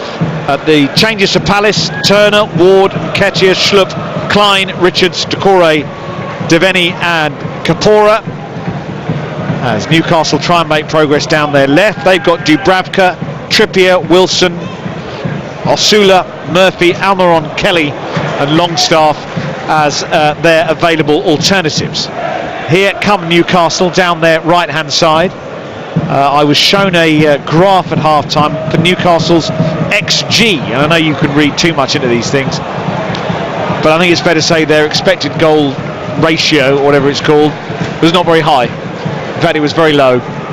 0.2. Does that mean anything to you, Sam Parkin? I mean, that means they're unlikely to score. It does, but I mean, I was just thinking they didn't have a shot, did they? So that's been crafted from a couple of bits of play, probably from Harvey Barnes down the right hand side, and the balls that he flashed in across the box. So yeah, I mean, that is very, very rare. Nottingham Forest 1, Ipswich 0. Early second half goal in the Premier League. Chris Wood has scored for Forest. Lacroix has cut that out. It's going to drop into the midfield, and he's going to get it wide to Munoz, who honestly will not want to see that miss again. I mean, it was really bad, and it would have changed the complexion of this game completely. Here is Lerma. Oh, he thuds it into Mateta, and Mateta puts his hand out and says, what on earth do you expect me to do with that? Munoz has won this back, does well to release Hughes down the right hand side. Crystal Palace coming forward, fed in for Sarr, round the corner for Munoz, crosses early but perhaps too early. And it's been put up in the air by Livramento, and it's been caught by Pope, and it's not deemed a back pass. He had Mateta to deal with. It's been bowled out quickly to Barnes down the right hand side. Here come Newcastle United, fed for the overlapping Livramento, cuts it into the box. There's no one in a white Newcastle shirt able to get hold of it, and it's cleared away towards the halfway line. That ball was meant for Mateta to hold up. He was nowhere near it. It's gone out for a Newcastle throw on halfway.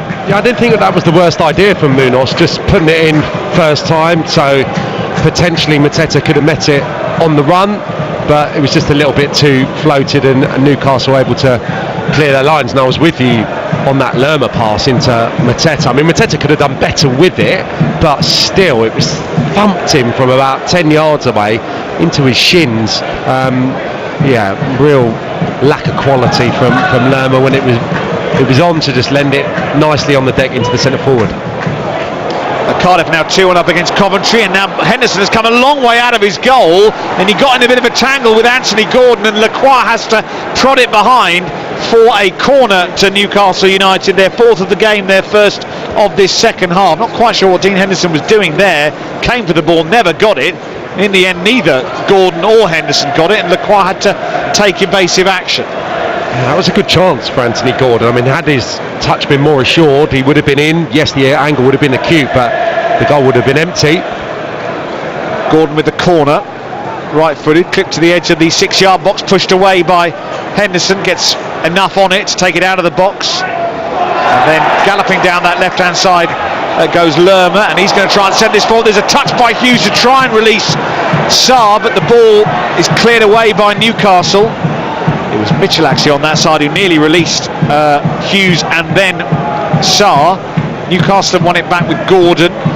Here's Tonali wide to the left, and Joe Linton has to run at Munoz, gets held up. Willett goes beyond him, but he goes back to Sandro Tonali on that left hand side into the feet of Lewis Hall, and then Tonali has tried to feed that forward for Willock, but he had absolutely no interest in getting hold of it, and the ball's cleared downfield for Mateta. Mateta being bumped by Byrne, but it comes off Jean-Philippe Mateta and goes out for a throw-in on the halfway line to Newcastle. Sam, I think you wanted to come in earlier, and I steamed all over you, so carry on. No, I was just going to make a point. I think Newcastle have been, and sorry to all the Palace fans that are listening here, but Newcastle have been really poor today, and I covered one of their games recently where some of the statistics I read before the game were suggesting that they're a much better team with Longstaff in their lineup, and I don't think anyone would argue that this is probably on paper their strongest 11 in terms of the personnel and the names, but it doesn't translate to results when they have Tonali and Joel Linton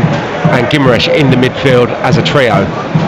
Here's Willock, gets a cross in, headed away by Gahey. He had a load of Newcastle players around him. And I think those statistics backed up the Longstaff kind of conundrum in more than one area, in goals scored, in wins, when he's played under Eddie Howe.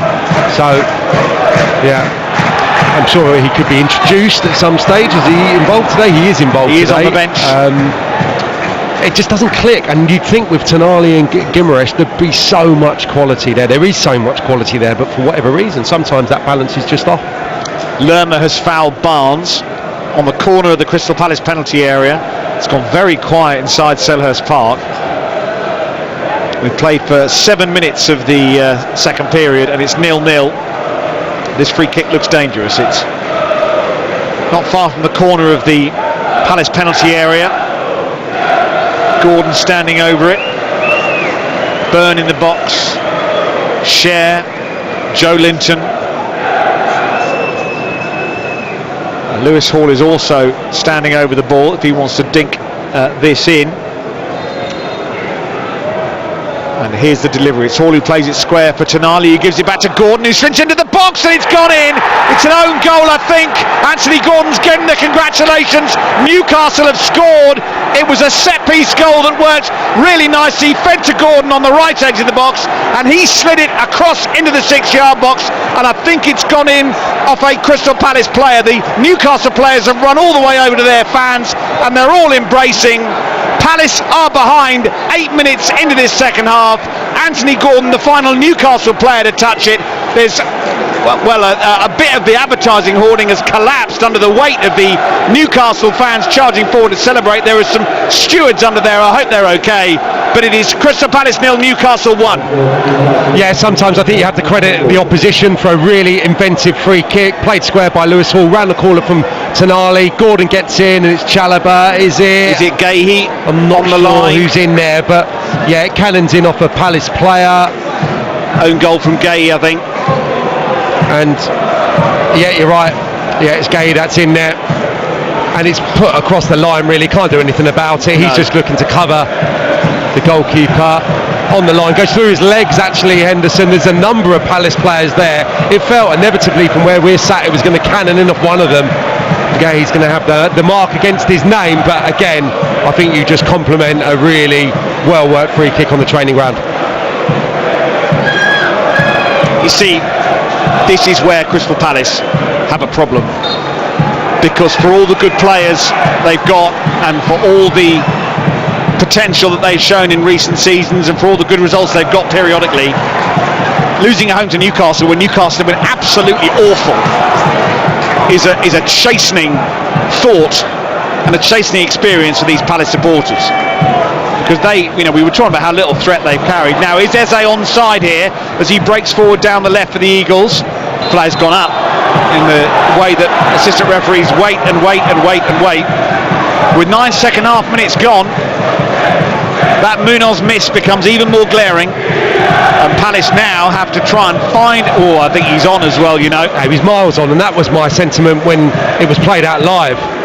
And just to annoy me further, the referee waited, the assistant on this near side waited that 10 seconds to everyone's annoyance before lifting the flag when I felt he was in an onside position. It was a shame. It was a brilliantly timed run. Crystal Palace trail. They've only scored 3 goals at home so far this season. Sarr has been fouled by Joe Linton on the halfway line, and Oliver Glasser with some more big decisions to make in this second half. It's a brilliant set-piece goal, as has already been discussed by Sam. This goes back to Henderson, and as I said, the fact that Newcastle have been so bad, really, in the first 45 minutes. Not that I'm saying that Crystal Palace have been brilliant, but to now be ahead is a bit galling for the denizens of South London that have come here today in their great numbers. It's the Newcastle fans you can hear at the moment, because they lead 1-0, and Mark Gahey own goal is, I think, what it's gone down as Henderson gets it stuck underneath his feet inside the 6-yard box. Gahey has to hurry into that clearance. Then the ball goes out of play for a throw-in. They're loving every minute at the moment. Yeah, Gahey's been credited with the goal, but it's all Anthony Gordon's work. Well, it's a Newcastle team goal, and the execution was by Anthony Gordon from a tight angle. There wasn't a great deal that Gahey could do about it. He certainly couldn't get out of the way, and the ball basically hit him and went in. I suppose you're complicating a free kick to a degree. It's that surprise element that has done for Palace, but you've got, I suppose, lots of pieces that have to work perfectly, and especially Tonali's ball around the corner, that has to be perfect. If it's going to end up in an opportunity or indeed a goal, and then Gordon obviously gets the run timed perfectly. Not sure who was out there with him, but then the timing's perfect, and then his decision making, putting it in with that force, it gets a little bit of good fortune maybe through the legs of Henderson, and on another day that gets deflected away from danger. But a really well worked goal. Mateta helps this on. Here's Lerma, middle of the field, gets fouled by Guimaraes. Free kick on the edge of the centre circle, and the referee's saying to Guimaraes, no more, or you'll have your name taken. Would you like one more galling statistic for Crystal Palace at this point? At no point this season have Newcastle dropped a single point from a winning position. So when they go in front, so far this season, and they haven't gone in front that often, they've won 5 games, but in those 5 games, they have taken the lead and they've hung on to it. Free kick to Palace, just on the edge of the centre circle, inside Newcastle territory. Gay to take it, played short to Eze to his right, goes back to Mitchell, uses Hughes to the right. They haven't really made any progress here, Palace, but there should be some sort of plan in the offing. Well, they want to throw it. I wouldn't necessarily suggest they've got any further forward than previously. Here's Eze with the ball at his feet now, down the left-hand side, inside Newcastle territory. Guimaraes slightly mindful as the cross comes in, looking for Sarr, he can't get hold of it. Munoz is going to pick it up down the right-hand side. Played in for Sarr inside the penalty area. Set for Hughes, who places it deflected behind, and it's a corner. They're claiming handball against Fabian Schär. I'm sure it'll be checked. Hughes is convinced it's at least a corner. He's going to book Lerma because he's in the referee's face there, appealing. Massive appeal as well. They must be convinced they struck the arm of Schär. Well, it will get checked, as they all do. Meanwhile, Hughes is going to take a corner, and there's no. We're not seeing it actually. Now we're going to see it. Ooh, now I've only seen it once. Well, they're not going to really look at it, or they haven't really had a chance because the corner's taken. Here's Eze, and now Hughes with a left-footed ball that loops up in the air, headed down by Lerma, but he can't find another Crystal Palace player. Well, we've had one brief look at that handball. I can't believe VAR's had a massive. You think of the time they take over some handballs, and that has been given scant attention. I thought it was quite a clever effort from Will Hughes, because he was under a little bit of pressure and he just kind of put his side foot through the ball, steered it goalwards, and the deflection could have been problematic for Newcastle. Schär was in close proximity with Mateta, so it was going through bodies, and I just thought for a moment it made trouble Nick Pope, but something of a response from Palace after a very, very limp opening 15 minutes of the second half. Here we've got half an hour to go. It is Crystal Palace 0, Newcastle 1 here on BBC Radio London. We've been given no more opportunities to see whether that struck the hand of Fabian Schär or not. Lerma battling away on the halfway line, but it goes out for a throw. Now Daniel Munoz has been caught amidships, and it's as if his afternoon couldn't get any worse. He's been caught in the soft and fleshies, but he seems to be motoring through it, to be fair to him. Oof, oh dear, that has gone, that's hit the bullseye, that little flick ball. Fortunately it wasn't struck with a great deal of venom. I think he'll live to fight another day. Throw into Newcastle on the halfway line. Hall takes it, Gordon helps it on. Guimaraes clips the ball forward. Henderson comes racing off his line and gathers the ball very comfortably. If there's any news from the Premier League match official, no, there's no information has come to light about that. Now Mateta being held by Byrne, but again the referee gives nothing. And the game continues. Crystal Palace's response has been, okay, but I wouldn't say that the game is on the turn. Now he's had a hand in the face by Byrne, it is. Free kick to Palace on the halfway line. And I wonder if he's going to take any further action. No, well, the thing is, he stopped Palace from taking the free kick quickly as well, just to add to the insult to injury. And there's no further sanction from Dan Byrne. But we've had 16 second half minutes now, and the ball's played forward. Here's Sarr, brings it under control, and the touch by Pope takes it away. Munoz off the line by Byrne. Oh, Daniel Munoz just cannot score. That's the second time the goal's loomed in front of him. As it dropped to him, Sarr's down injured, and the ball was driven by Munoz to what looked like an empty net. But then Dan Byrne on the cover by his post to block it. What a brilliant pass and a brilliant piece of control from Sarr. There's a little deflection actually on his intended finish off Lewis Hall. Pope makes a brilliant save, and it's another amazing opportunity for Munoz. I scoffed when you said in the first half that he'll be hoping he gets another opportunity. I thought he probably won't get another opportunity for 10 games, but there it is, on his right foot on this occasion. The only thing I will say there, I mean, Byrne does brilliantly. It's a tough opportunity, it's an acute angle. If he lifts that, I think that's where he scores, Nick. If he puts the side foot on it and he puts it into the roof of the net, there's no way that Byrne, or directs it towards the roof of the net, there's no way Byrne stops it. Here come Palace. Sarr through the middle of the field. He's got three up with him, Sarr. Gives it to Eze inside the box. Shuffles past two or three. Gets it taken away from him. Picked up by Hughes, who shoots. It's blocked by Tonali. And it's a corner to Palace. There's a goal to the G-Tech for Rebecca. Yes, and it's Brentford 4, Leicester 1, and Kevin Schade got his hat-trick. He latched onto a brilliant ball through from Mikkel Damsgaard and produced a lovely finish to put Brentford 4-1 ahead. Thank you. Still 1-0 to Newcastle here. Palace corner, their fourth of the game. Hughes to take it. No, Hughes to leave it for Eze, who's going to swing this one in himself. A growing sense of anticipation that Palace can clamber back into this game. Here's Eze with the in-swinger, and it's headed away by Byrne. Hughes back out to Eze on that left-hand side. His cross is blocked. And Hughes is going to have to tidy up the pieces here, and so is Mitchell. Mitchell does brilliantly and then gets fouled by Willock, and then he's fouled Hughes, Joe Willock, and the referee's patience has snapped, and he's booked Joe Willock for that foul, or the one before that, or the one previously, I don't know, but he's gone in the book. Yeah, I mean, I was surprised Anthony Gordon didn't get a toe on the ball there in front of Mitchell. I mean, he did do brilliantly, as you say, to wrestle the ball away from Gordon, and then subsequently Willock, and then comes a poor challenge. Maybe the loudest roar we've heard here from the Palace supporters for that appeal there when he got challenged, and I was just thinking that a moment ago.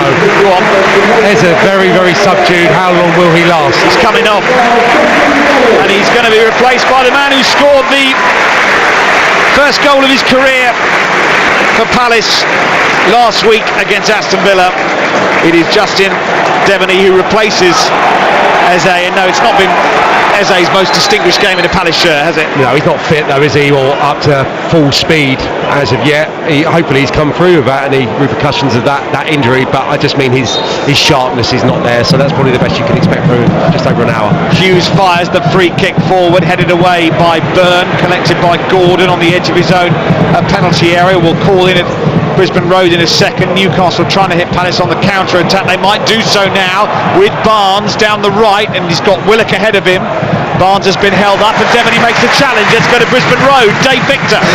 It is late night, still trailing by a goal to nil, but Oldham came very close just before you joined us to doubling that advantage from a corner, and Ogle's header went just over the bar. Late night nil, Oldham 1. Let's go to Walsall against Charlton. How are the Addicts doing? Louis Mendes. Yeah, 65 on the clock, still Walsall 0, Charlton 2. There really haven't been any chances in this second half. Charlton look fairly comfortable. The Addicts have just switched to 5 at the back now to try and see this one out. They lead by 2 goals to 0. Thank you, Louis. Sutton 1, Fylde 0 in the National League. Maddison with the goal in that one. Here is Mateta breaking forward with Devaney ahead of him. Mateta's making strides into the penalty area, needs some help. Gets it from Lerma, who rolls it for Hughes, who bustles forward to the edge of the box into Munoz by the centre circle, and then a shot goes just wide from Lerma. It took a deflection, and it is a Crystal Palace corner. They are slowly but surely eroding Newcastle's defences. Yeah, just loads more energy, isn't there? There's more impetus now. Devaney coming on as well. He'll, I think, run beyond Al-Assar as well, so you have two players breaking in, joining him with Mateta, getting in the box. Here's Devaney's corner, left-footed, lifted into the 6-yard box. It again nearly finds Lacroix, but it's flicked away from danger by Newcastle, collected by Gay Hughes, sends it backwards to Hughes and all the way back now to Mitchell, just outside the centre circle. Square for Sarr, who's the second to last man at the moment, goes wide to Devaney on that right hand side. Overlapping is Lerma, cuts it back for Devaney. Oh, and he almost gets in Munoz's way. The two of them collide, and then Munoz has clipped the heels of Guimaraes.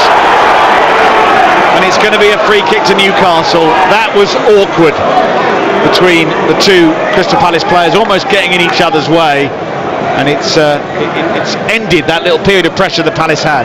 Yeah, I think Devaney just acknowledged his mistake to his teammate, just raised a hand there, recognised that maybe it would have been better for the fullback just to continue in possession there. But I mean, it's a positive, isn't it? Devaney coming on and immediately hungry to get on it and try and get Palace back in this game. We are 3/4 of the way through this match. It is Crystal Palace 0, Newcastle 1. The Gay own goal separating the two sides. Long up and under from Henderson. Volley clear by Joe Linton. Hughes is bundled off it by Guimaraes, who bustles forward. Wide to Willock on that left-hand side, inside Palace territory. Back to Guimaraes. Again, it's gone quiet inside Selhurst. Space here for Guimaraes and for Hall. Edge of the box. In comes the cross looking for Gordon. It can't find him. Runs out to Barnes on that right-hand side for Newcastle. He's going to run at the edge of the box. Sets it for Guimaraes, who tries to give it back to Barnes. Important interception by Devaney. Now can Palace counter? Well, it's a bit clumsy. And in the end, Burton and Mitchell stop it from going out of play. And now Mateta can move over halfway. Can he find Sarr? No. The move breaks down. It goes back to Nick Pope. And it's swept towards the halfway line by Hall. Collected by Willock, who wants to try and go round Chalabar. Chalabar eases him off the ball and holds on to possession, takes it away from Joe Linton. Crystal Palace need to get the ball back downfield. 1-0 against Newcastle in this position, not great. Here's Mitchell's cross, looks for Sarr, headed behind by Byrne. Corner number 6 for Palace of the afternoon. Yeah, large portion of pressure now in Palace's favour. Just can't get too reliant on just slinging balls in there. Need to have that variation in the game. That was easily defended by Dan Byrne. Another corner for Justin Devaney to take. Left-footed, it'll swing out this time, and Gay's header is over the top. He couldn't direct it with enough power and precision. But another kind of half chance to Crystal Palace. You know, Newcastle will be quite happy with that, I think. Yeah, tough header coming away from the goal. So despite it being whipped in with decent pace from Benny, you're looking for something spectacular there off the head of Gay, and he just can't keep it under the crossbar. But yeah, half an opportunity. Sutton now 2-0 up against Far. They're putting a run of results together. Sutton, Will Davies with the goal under Steve Morrison. This first time the performance has been bitty, but they're beginning to string results together. Cleared downfield by Henderson. 20 minutes to go. Burns stretching and winning that one. Sarr can't pick up the loose ball. Lerma can. Devaney lets it run across him. He wants to power forward. He's almost smuggled it through to Ismail Assar. Here goes Chalabar joining in for Crystal Palace. Plays it in to Mateta. Oh, it's just taken away from him. Collected by Sarr with his back to goal. Feeds it out wide, but he slightly overhit that to Munoz. Kept alive by Crystal Palace though. This is better. Here's Hughes. Chalabar joins in again. Munoz on the right. There's a lot of white shirts in the way, so he goes back to Lacroix, who's got forward. Newcastle still winning 1-0. Devaney can't control it. It was kind of jabbed into him by Gay, and Henderson is miles out of his goal. Oh, he sent that high in the air and out of play. Fortunately for Palace, quite know what he was doing there, Dean Henderson. He's conceded a throw-in. Yeah, it comes off the back of a decent opportunity there for Palace, albeit I don't think Mateta could have done much else there. He was slipped in by Chalobah, inside right channel. Shah was there. The finish had to go first time. Had he taken a touch, he would have been dispossessed, or Newcastle would have been able to get bodies back. So had to go first time. It was just a brilliant challenge from the Newcastle centre half. Another throw-in on the far side to Newcastle, inside Palace territory. Newcastle still with this slender lead, and you get the feeling, given how largely toothless Newcastle have been today, that if Palace do get one, with the crowd and the urgency, they might get another, but they're not terribly close yet to forcing that equaliser. And 1-0 at home to Newcastle would be a bad defeat for Crystal Palace, who started the day second from bottom. Talking about this, Sam, with Phil Parry earlier, as this goes through to Dean Henderson. This is the first time that Palace have played a Premier League fixture whilst they've been in the bottom two since December 2017. It just shows how comfortable they've been in the top flight, largely under Roy Hodgson, for so many years, that they've not found themselves in these situations for a very, very long time. Hats off to Roy if he's listening. Yeah, it does surprise you that, because you always feel that we've had the conversation most years about the reality of Palace getting relegated, or certainly having a scrap into the last knock into the Premier League season, but invariably it's never got to that, has it? No, you kind of been in the spring, and all of a sudden a few results get picked up back to back, and they finish the season looking upwards rather than behind them. So yeah, this is now a big concern, isn't it? Clearly you still feel, because of the history of the club and the majority of the players that do remain from some successful recoveries, they'll be all right again. Lerma rolls this forward here. Sarr turns inside the box and shoots. Good save by Pope. Down to his left. Another corner. Munoz urging the Holmesdale on. The Holmesdale urging Palace on. They still trail 1-0. Yeah, I mean, he'll be another that will end the game so frustrated if he hasn't got his name on the score sheet. I think that's 3 good chances now. So he's working the goalkeeper, no question. He's just not maybe found that perfect finish yet. Devaney's corner again looks for Lacroix, headed down by Gay, and then over the top by Mateta from 6 yards, on the turn, on the volley. It flies over Pope and over the goal frame, and it's still 1-0. Massive chance. I thought Gay did really well under severe pressure from Gordon. I'll tell you what, the touch from Mateta is really good to set up the strike, and he's on the swivel, and I'm just thinking he's going to just thrash that towards the middle of the goal, and probably it would be past Pope before he can react. Gets too much height, far too much height on it, well over the top. Palace starting to build momentum, Newcastle making changes. Gordon is coming off to be replaced by... Is he coming on? Well, hang on a second. Gordon is coming off, but the first change is Callum Wilson. Callum Wilson's coming on for Gordon, and then Sean Longstaff is coming on for Joe Willock as well. So we've got to the bottom of all that in the end. Number 36, Sean Longstaff, who Sam has said is one of Newcastle's actually most effective players when you look at the statistics. Yeah, I think it's been a talking point throughout the season, really, about the makeup of Newcastle's midfield, and I think the sentiment is that Tonali and Guimaraes like to occupy a similar area and do a similar role for the team, so it just doesn't quite work at the moment. They've got their noses in front, they're starting to hang in to a degree, and probably that brings a little bit more athleticism, power to their ranks, certainly in the case of Longstaff, and obviously Callum Wilson, the more specialised centre forward, will play a bit more on the shoulder. Here come Palace, trailing 1-0. Mitchell bustling down that left-hand side. He's got 3-4 in the box. Goes back to Lerma. Now Gahey, who was part of that move earlier, clips it in, looking for Munoz. He just gets away from him and goes through to the goalkeeper. Quarter of an hour left. Palace still trailing. Yeah, clever pass, really nice pass from Lerma. Just begging really for Munoz to go and attack it. Just the direction, the bend on it just takes it towards the goalkeeper. But another half chance certainly for Palace, who are building some good pressure. Barnes chasing it at the other end of the field, and the referee spotted an offside flag. Wolves 2, Bournemouth 3 now. Larson's pulled another one back for Wolves, and here we're going to see another change. Eddie Nketiah is going to come on for Will Hughes. So Palace really are going for it, and we've got commentary on digital radio of West Ham Arsenal at 5:30.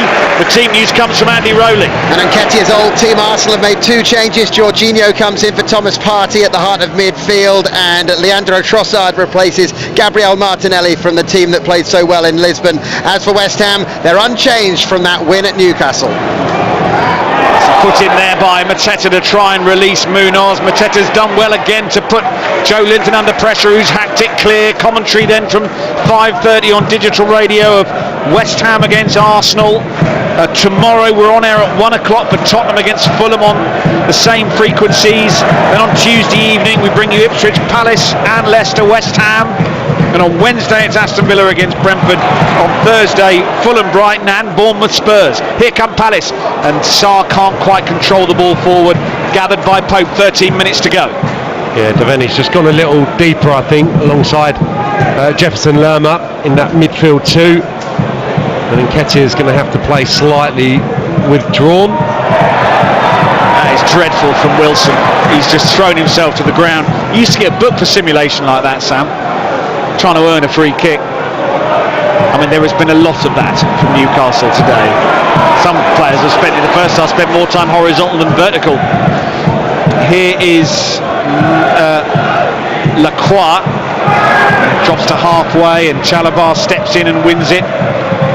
Now here's Lerma, who takes a poor touch and then wins it back and then loses it. And here come Newcastle again with Tonali just inside his own half. Wide to Barnes on that right hand side. Wilson have threatened these positions. Livramento makes the overlapping run. Lacroix goes with him. The two of them are battling for it on the touchline. It goes out for a Newcastle throw. We'll go to Brentford and Rebecca Adams. Well, it's Brentford 4, Leicester 1. Since Kevin Schade scored Brentford's only second half goal so far, there haven't really been any chances for either side. There has been a triple substitution though for the Bees. Christian Norgard, Mikael Damsgaard and hat-trick hero Kevin Schade have all gone off, with Fabio Carvalho, Thiago and Jeho Yarmolenko all coming on. But it's Brentford 4, Leicester 1 with 15 minutes still to go. Palace throw inside their own half of the field. Can Orient save the day against Oldham in the Cup? Dave Victor. Well, they're running out of time. They're making a change. It's Darren Platt needs to be replaced by Jordan Brown. Leyton Orient really have struggled to create any chance at all, but they did have penalty appeals refused in the 74th minute. It was Raglan that appeared to have handled the ball, but the referee Alan Young said there was no intent. It remains Leyton Orient 0, Oldham Athletic 1. 4-2 to Bournemouth at Wolves. Justin Kluivert has scored a hat-trick of penalties. I've never heard of that happening before, I have to tell you. Free kick to Newcastle here, just inside Palace territory. Will go to the Bescott. Walsall, Charlton, Louis Mendes. 11 minutes left to go. It's still Walsall 0, Charlton 2. Could have been 3. Terry Taylor denied by a good save from Sinking. Walsall having a bit of a go. They've just put a dangerous cross into the area, but it flitted behind for a goal kick. It's still Walsall 0, Charlton 2. So Charlton will be in the hat for round 3. It's turned into quite a good week for Charlton Athletic, actually, if they win this game, which it looks as though they may well do after the victory at Burton. A free kick to Newcastle, wide on the far side of the field. It's going to be lifted into the danger zone by Hall, given plenty of air and headed away by Chalabar, but behind for a corner. You can hear the collective groan inside Sellers Park. Time is slipping away, really slipping away for Palace, who go to Ipswich on Tuesday evening. Then they're at home to Manchester City. Then they're away to Brighton. I honestly couldn't tell you how many points they're going to get from that. I just don't know.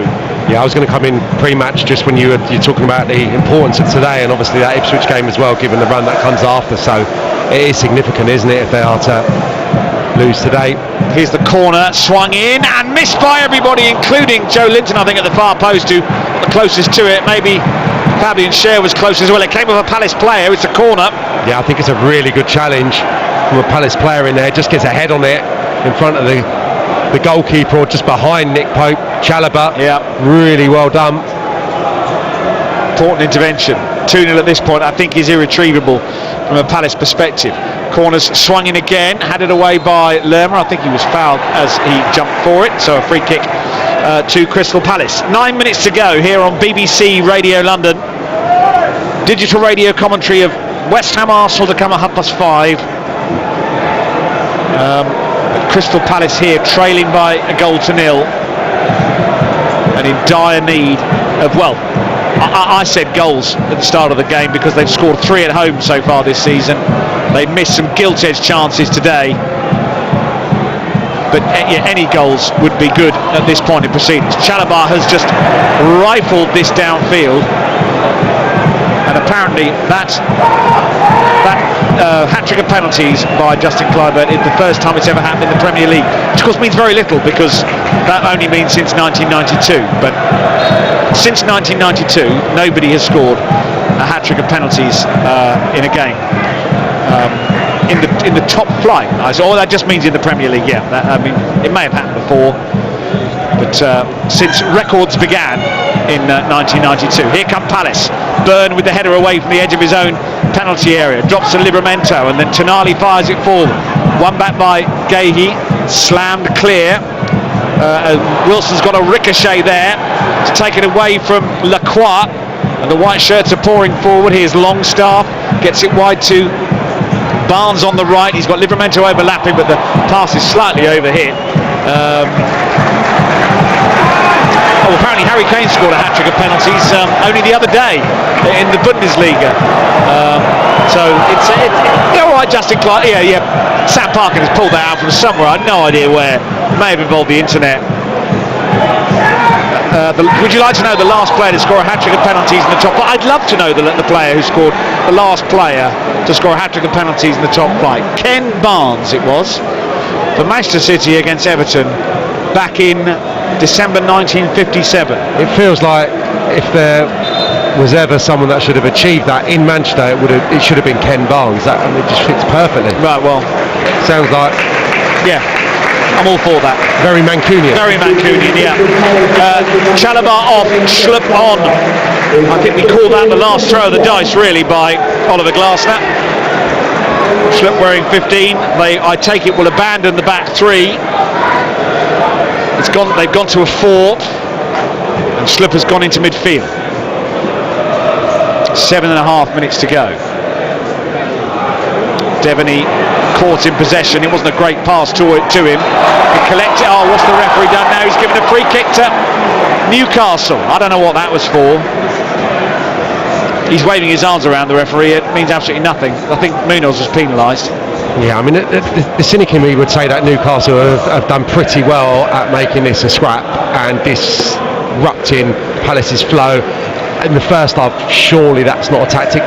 Although away from home, you don't want the crowd to play their part. You don't want the home side to find any rhythm. And in the second half, now that they're in the ascendancy in terms of the scoreline, it's up to them, isn't it, how they want to see this game out. But absolutely, they're managing it to good effect at the moment. Free kick to Newcastle, halfway inside the Palace half of the field. Tonali leaves it for Hall, who lifts it into the box. It's flicked away by Munoz for a corner, exactly where Palace don't want the ball at the moment. They've been tied up at the other end of the field. Just as they were starting to build some momentum, Newcastle have done a brilliant job of just kind of squashing that momentum flat. Yeah, absolutely. There was a 10-minute spell, wasn't there, where Palace were creating opportunities, where the crowd were up and with them, and they were more aggressive, energised almost for a period, but that has subsided now clearly, and Newcastle in control. This is swung to the edge of the box, this corner, missed by everyone. It almost drops to Joe Linton. He's kept it in play. Palace with more defending to do. Longstaff wide to the left, and Joe Linton once again on the touchline. Roll forward. This is going to be kept in play, is it, by Guimaraes? It goes out for another throw-in. Another throw-in to Newcastle, right by the corner flag. And once again, no one really wants to take this throw-in, but the ball is just, in fact, it's going to be a corner, I beg your pardon. Newcastle's set piece once more. Palace are all tied up inside their own penalty area. Oliver Glasner turns and He looks at his feet. This is a bad scoreline for Crystal Palace fans to be contending with later on in the game, as this is swung to the far post. It's flicked away as far as Hall, who tries to get it back out wide to Tonali on this side of the field. He's going to clip the ball towards the edge of the box. It's flicked behind by Mateta. What's Mateta doing there as the last man back for Crystal Palace? He's headed it behind for another corner to Newcastle, to Louis at the Bescott. Louis. Charlton have a third goal, and it's the gas man at the double. A corner came in, keeper punches it up into the air. Ghassan Ahadme heads home his second of the game from close range. Walsall 0, Charlton 3. Gasmore, should have thought of that the other day, Sam, as we were freezing at Burton. Score the best lines, Louis Mendes. Here's a corner to Newcastle. Hall takes it, punched away by Henderson. Tonali's going to try and pick up the pieces, takes it away from Devaney, gets it wide to Hall on that right flank once again. Palace have not got out of their own half for the last 7 or 8 minutes. They're having their face ground into the dirt at the moment. Hall's going to collect this loose ball forward down the right. There's a Newcastle player who's down injured. It's Tonali, and now the referee pulls it back. It'll be a free kick to Newcastle, and at the moment there's no way out for Crystal Palace. They cannot, as a yellow card being shown to Mitchell for the challenge. This is pretty desperate stuff, Sam, I've got to say. Yeah, he thumped into Tonali there, right in front of the Newcastle supporters. The advantage given initially, but Palace were able to recover the ball, and referee draws it back. And as we touched on a few times in the last few minutes, Newcastle are managing this and frustrating, and not sure what's going on now, but Newcastle fans enjoying it. Yeah, they're having a bit of fun here. Now the referee's walked. Okay, I don't quite know why he wasn't overseeing the free kick earlier. Tonali's got up and is fine. But yeah, this is another yellow card. There was another yellow card. I think he showed another yellow card to somebody, but I don't quite know who. Free kick Newcastle, wide on the right. Palace with no way out of their own third of the field at the moment. Frank Lampard's Coventry have equalised late on against Cardiff, 2-2 at the Rico. I imagine the new era getting off to a tepid hurrah. Here's the free kick, floated in, headed away by Crystal Palace, and Kessia falls over. I've barely mentioned his name since he's come on. He's found Devaney, little flick to take it to the touchline. Palace trying to get out, but they've given it away again with Guimaraes, and this cannons off in Kessia. And the Newcastle fans are making loads of noise. The rest of Selhurst Park, I have to tell you, is stony silent, because there is currently no sense that they are going to force this late on and try and grab an equaliser. Newcastle have locked Palace inside their own half for the best part of 10 minutes. Wilson trying to win a throw. No, it's a Palace throw on halfway. Is there time? No, now what's the referee doing now? Who's he booking now? Wilson, yeah. for reasons unknown. Maybe kick the ball away. I mean, it's a really subdued ending here at the moment. I mean, it's a position Palace shouldn't be in. They should have scored in this game. Yeah. I think that's clear as day. They've had obviously an open goal that they've missed, and they've squandered 3 or 4. What is that from Nketiah on the far side? Just trying to trick to get round Livramento, and he's just kicked the ball out of play. Yeah, and you don't want to go too heavy on it, but it is a problem for the manager, isn't it, Nketiah, how he gets him in the team at some point, because inevitably he's not going to have been signed to spend the whole season on the bench. So I mean, I just don't think it probably works, him playing wide. I think you probably have to play him centrally, but with that I'm not sure if him and Mateta would work as a pairing, because you haven't got someone probably in that two that want to run away, behind defenders. They both probably. Nketiah wants a corner here, he's not going to get one. He got away down the left. Cher came across to deal with it. Hartlepool 0, Barnet 0 is a full time from the National League. Sutton were leading last we heard against Fylde. Here it's 1-0. We're going to have 5 more minutes. 5 more minutes for Palace to dread something from what I have to tell you has been a really woeful display in my view. I mean, I hadn't seen Crystal Palace play recently.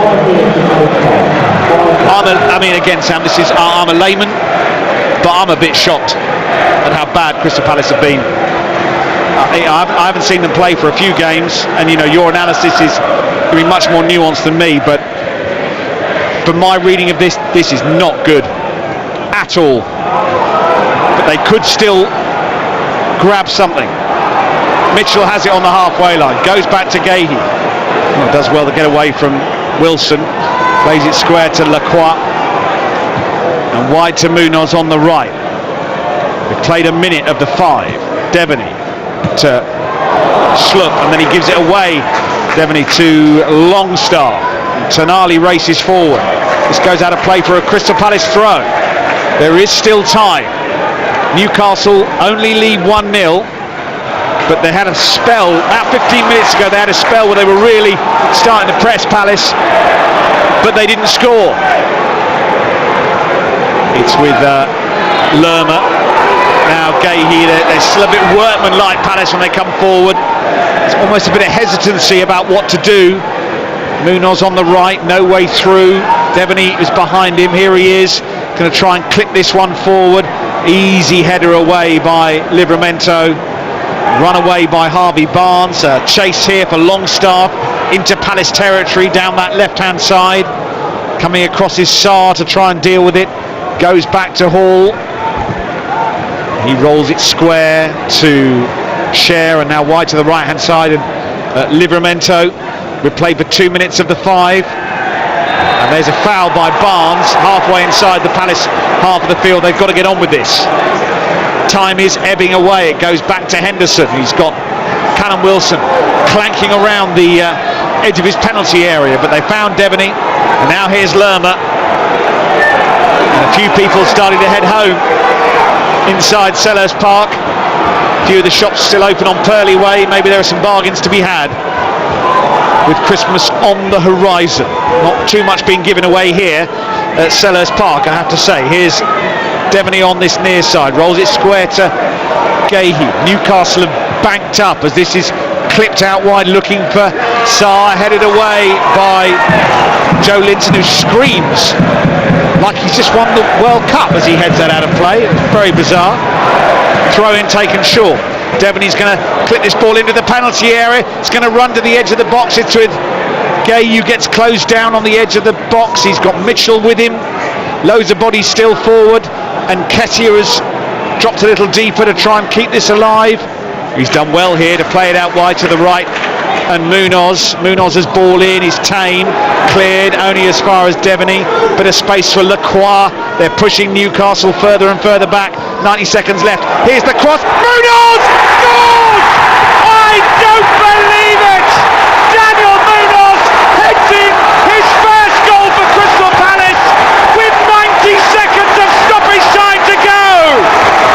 They just could not break Newcastle down until a cross to the left, and Munoz, who's had the best chances for Palace today, he's missed them both, but he got on the end of the cross from the left to head home a vital equaliser for Crystal Palace. There's still some time left. Oliver Glasner's charging down the pitch to celebrate with his players. From somewhere, they have gouged out an equaliser in the 94th minute of the game. Newcastle pegged back by Palace. It's Palace 1, Newcastle 1. Well, full credit to Munoz. What a brilliant way for Palace to equalise, the perfect way for them to equalise. And Gahey's done brilliantly, putting a few balls in from that left-hand side, delivers another piece to the far post. Downward header, enough purchase on it. Pope gets fingertips to it, but it's inside that near post. And what a thrilling way to get back in the game. Here come Newcastle. They've got to keep the back door closed. It hasn't sounded like this all afternoon. Glasner's been stretching his hamstring since he made his way back to the technical area. That was some run. I think you missed it, Nick, in all the excitement. 70 yards, full pelt into the pylon in the corner.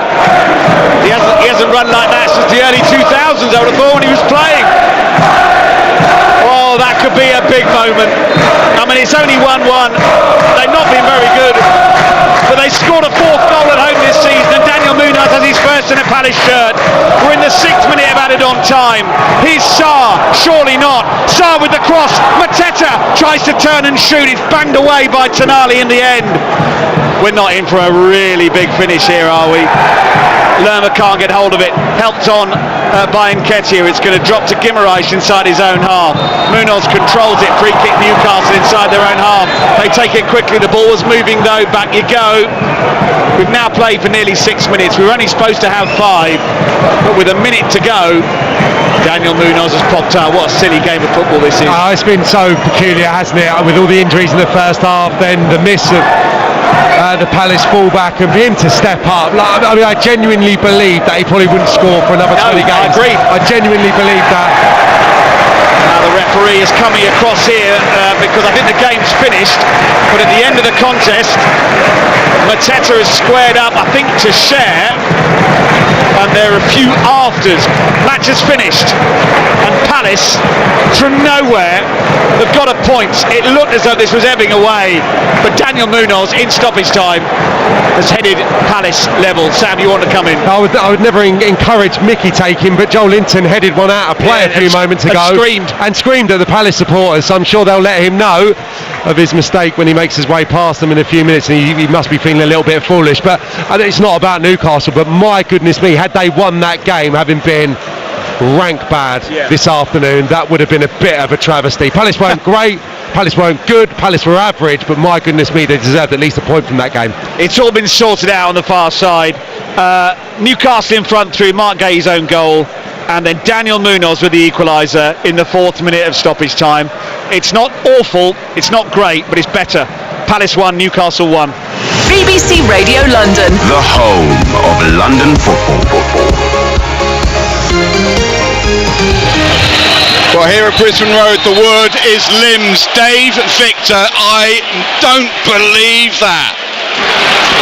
Quite incredible here in the 9th minute of injury time. An equaliser from the Leyton goalkeeper Josh Keeley, and he did it with his head after a free kick from Tom James. And there was the youngster on loan from Tottenham Hotspur, but the sort of header that Harry Kane would have been proud of. It is Leyton Orient that have got another 30 minutes in the FA Cup. Leyton Orient 1, Oldham Athletic 1. Absolutely extraordinary stuff here at Brisbane Road. Literally, the clock was ticking down. Josh Keeley was looking at the sidelines, shouting at Richie Wellens, saying, should I go up? Should I go forward? Richie was not even looking at him. He eventually looked across and sort of desultorily sort of waggled his head and says, go forward. And then Josh Keeley getting on the end of that free kick. Oldham thought that they had won. Leyton Orient had hit the crossbar stroke post angle earlier in this, straight from a corner kick, trying to get an equaliser. Oldham was sitting deeper and deeper. Their goalkeeper, Matt Hudson, has had to make a couple of good saves as well, but they've had a couple of chances at the other end. But for Leyton Orient to rescue it right at the death, that was extraordinary. Everyone on their feet inside this stadium. The Sutton connection stunned. The Leyton Orient fans couldn't believe what they'd seen. It's finished at the Poundland Stadium. Charlton are safely through Louis Mendes. They certainly are, and in some style as well. Finishes Walsall 0, Charlton Athletic 4. So the 1947 winners of the competition are into the 3rd round for the first time in 3 years. 2-0 up at the break. Ghassan Ahadme heading home from Coventry's cross on 16 minutes. Godden latched it onto a loose back pass from Brandon Conley on 28 to round the goalkeeper. And then 2 goals late on to really seal the deal. Ahadme with his 2nd of the game and his 3rd in the FA Cup this season. Close range header after a punch from the goalkeeper from the corner. And then pretty much the last kick of the game, substitute Tyrese Campbell lashing home from around the penalty spot after a cross found its way to him. Charlton into round 3, finishes Walsall 0, Charlton 4. Extraordinary stuff. It's all over as well at the G-Tech. What a day for Kevin Schade, Rebecca Adams. Yeah, what a day indeed. Well, it's finished Brentford 4, Leicester 1 here. We spoke before this match about Brentford's impressive tally of home goals, which now stands at 22. Kevin Schade responsible for 3 of those today. But it was Leicester who opened the scoring against the run of play through Facundo Buonanotte on 21 minutes. The Bees, they got the equaliser just 4 minutes later as Johan Wissa tapped in from close range, but then Kevin Kevin Schade gave the home side the lead with his first ever Premier League goal just before the half-hour mark. There were 7 minutes added on at the end of the first half, and Schade added Brentford's third on the stroke of half-time, and having scored his first and second league goals in the space of just a few minutes, Schade then got his hat-trick after latching onto a brilliant ball from Nathan Collins just before the hour. Leicester were totally outclassed here today, and they will leave Ruud van Nistelrooy with plenty to ponder. He was looking glum in the stands this afternoon, but the G-Tech is turning into something of a fortress. Finished Brentford 4, Leicester 1. BBC Radio London. The home of London football. Saturday Sport. It's a far post on BBC Radio London Saturday Sport. We've got full commentary of West Ham United against Arsenal to come on DAB Digital Radio. Brentford have beaten Leicester 4-1. The G-Tech has seen 34 goals so far this season. It is the most entertaining place in London. You can forget your Adelphi and your Palladium. You can go down to G-Tech and get plenty of entertainment. Crystal Palace get a very late equaliser in their game against Newcastle 1-1. But here, limbs, and that's just Dave Victor. From Tom James, played into the box and goal from Josh Keeley! Oh, Josh Keeley celebrates in front of the faithful. They can't believe it. Leighton Orient is still in the cup. It doesn't get more dramatic than that. A header from Josh Keeley. Leighton Orient 1, Oldham 1. 9 minutes into the additional time. Absolutely extraordinary. Went to extra time in this FA Cup second round match. Leighton Orient thought they were out. Josh Keeley conceded a quite soft goal earlier in the second half, which was just prodded in by Manny Month from a almost directly from the throw, but it is 2-2. Charlton are through to the third round after an emphatic victory against Walsall. And of course earlier today, Wealdstone knocked out by Wycombe Wanderers. Queen's Park Rangers getting a 0-0 draw with Watford, and it finished Oxford United 1, Millwall 1. Dagenham and Redbridge against Wimbledon kick off a little bit later. Dramatic stuff indeed. We'll get reaction to the earlier games. Somehow we're going to have to pick Dave up off the floor. He's doing another 30 minutes here of this game. We'll keep tabs on this one this afternoon as well. Let's see if we can go to London Stadium, because our late kick-off will see Arsenal taking on West Ham United. Andy Rowley, can you remind us of the team news? There we go. We'll be with him shortly. So let's go to Selhurst Park, where Crystal Palace have drawn 1-1 with Newcastle United. Sam Parkin's been watching that one for us this afternoon. Sam, I don't think you will see. You saw a late equaliser. We saw an even later equaliser. This one is important here because it's given us an extra 30 minutes of football for Leighton Orient in the FA Cup. How important was Munoz's equaliser, do you think, for Crystal Palace, or was there still, as Nick Godwin was saying just before that goal went in, it's still a bit worrying for the way they played? Yeah, I think it is still a little bit worrying, Phil. It's a massive goal, I think, for the player as well. Just incredible storyline here as well, given that he missed one of the biggest sitters you're likely to see throughout this campaign. So for him to get the goal, I mean, testament to his character, because, you know, the most frequent of goal scorers maybe would have been reluctant to get into another scoring position today, given how that's going to give him nightmares. Well, would have given him nightmares. So real character shown. He had a couple of opportunities prior to him getting the equaliser, but yeah, I think the bigger part of the story is obviously what that does for Palace, and Oliver Glasner's reaction was wild. He was down there celebrating with him at the corner flag.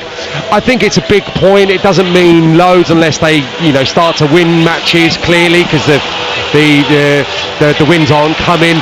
I think they need Eze obviously back to full speed. I think Wharton as well, and I think, you know, I was wondering during the second half, Phil, you think about the impact that Elise had and Eze had at the back end of last season when Glasner had first come in. I don't think you can just, you know, really factor that in and hone in on they had two very special players combining together at the top of their game. The dynamic is different now. You've taken away one part of that duo. Mateta's having that knock-on effect where he's maybe not as fruitful at the moment because he's not having the chances provided for him. and there's other mitigating circumstances as well. So I think Wharton fit, Eza fit, those two could make up for what they've lost and hopefully reinvigorate him. But you listen, it could be a season of a bit of struggle. But I would have confidence still. I would have confidence still that they can get themselves up the table. Yeah, I mean the Elise. I mean, we know how good Ebereche is and what a fantastic lad he is as well. But Elise was a real bit of stardust, wasn't he? And they've sort of replaced him with players Kamada, Sarr, and Ketia. None of them are Michael Elise. They've all got their own qualities, but they've not been able to replace like for like. It was almost impossible to replace like for like. Yeah, there's obviously a few players not available today, like you say, that can potentially fulfil that role. But at the moment, Sarr is someone today. He does his best work when he can get beyond Mateta and run into the space. I think that's clear. So that's not a replica. And the Nketiah one is a problem. As soon as that signing was announced, you look at it and you think, yeah, he's got the capability to be a really good goal scorer. How on earth is he going to fit in this team? It's almost as if, he'd walk into the top championship side. He'd arguably get a starting berth in some of the maybe promoted sides. But I think an established Premier League team, I think that's always a conundrum with him in particular. He had that period where he scored goals for Leeds on loan. He scored sporadically for Arsenal. I don't think he gets in front of Mateta, and I'm not sure those two players are two. I think they're quite similar, in that they come alive in the box, and you probably need someone with a little bit more dynamism to play alongside him, and that would be Sarr. So maybe we'll see him deploy more of a kind of orthodox front two at times, maybe Mateta and Sarr. He showed a little bit of flexibility in that Sarr's doing a bit of that, and he's also dropping in, playing as a 10 alongside Eza. So we'll see as the season develops. But yeah, I absolutely agree with your point. It's hard to replace Elise, but they haven't got a natural 10, I suppose, to complement, at the moment anyway, to complement Eza slightly to the side of him. Because when I saw them right at the start of the season, that seemed to be their plan. It was like, or he tried to put Nketiah in there, and that wasn't Eddie's role or position at all, and that was problematic. Problems that, I mean, as you say, Wharton is a problem when it comes to what he can do in that midfield role. What else? Where else is he going to look to just try and improve things a little bit, do you think? Well, I think defensively today they won't cause too many problems. So on that evidence, I think they've got the potential to be pretty formidable. That central defensive trio. Yeah. I think Lacroix has come in and really the Palace fans have taken to him, and obviously he's turned into an outstanding Premier League defender. And I think that Trevor Chalobah is one of the most dependable he was one of the most dependable fringe players at a top club in the table, and they've done really well to get him here, and I think he'll develop into a very good player this season for them. So I didn't see too many problems there. I think it's probably more that creativity, it's more that confidence. I don't think they're ever going to control games hugely, Crystal Palace, but I think that's the area. And I think I said to Nick in the commentary, I think it's kind of a reoccurring theme that Eza just takes a little bit of time to get going. So I'm hanging a lot of hopes on him, but I think in a few weeks' time he should be back to his scintillating best, and hopefully Wharton is back alongside him. Yeah, and it feels more than just a point, doesn't it, when you equalise like that in the dressing room? What's it like, Sam? You've been there when you've been down in a game, maybe it's drifting away from you, you think this is just not going to happen, and you get a last 94th minute equaliser like that to get a point. What does the dressing room feel like at that moment? Yeah, the best days, honestly, Phil. Aside from winning things and what have you, and finals, I think the late goals, the late turnarounds are really special, because you get in there and the adrenaline is so high. And in the circumstances of today, listen, it wasn't a brilliant game, but in the circumstances in terms of the individual missing a few chances, not having got his maiden Crystal Palace goal to get it in that situation was just perfect. And no more on today's performance they deserved, because that was as flat as a performance I've seen from any Premier League team in terms of Newcastle in a long while. Those supporters wouldn't have been they'll be displeased, I think, and that's strange coming to historically what I'm sure the teams outside London would say is a difficult ground to play at. a point is normally a decent return. They have not played well at all today. There was no fluidity, there was no rhythm about their performance at all, very little on Palace's goal. So I'm sure Eddie Howe will be disappointed to just let 2 points slip, but probably a little concerned at the level of his team's performance. 2 wins in 9, I think, for Newcastle United. We're seeing an end-to-end extra time in the FA Cup. That's what you can hear in the background here at Brisbane Road. Get Dave Victor to give us his thoughts of the opening 8 or 9 minutes in a minute, Sam. But 2 wins in 9 for Newcastle United. Is Eddie Howe going to come under pressure, do you think? I mean, I know that they've maybe trimmed back from where everyone thought they were going to go financially, but they're sort of hanging around halfway now, Newcastle. It's not where the ownership would have wanted them to be. No, and I think the squad probably doesn't look as I maybe anticipated it, looking at this stage under him and the current ownership. So he's still working with I wouldn't say mediocre Premier League players, but I think they can definitely improve if the aspiration is to go and challenge on various fronts in the next few years. So yeah, that's really flat today, and it's in contrast to some of the performances at home. You know, I've watched them recently in every department probably be better than Arsenal.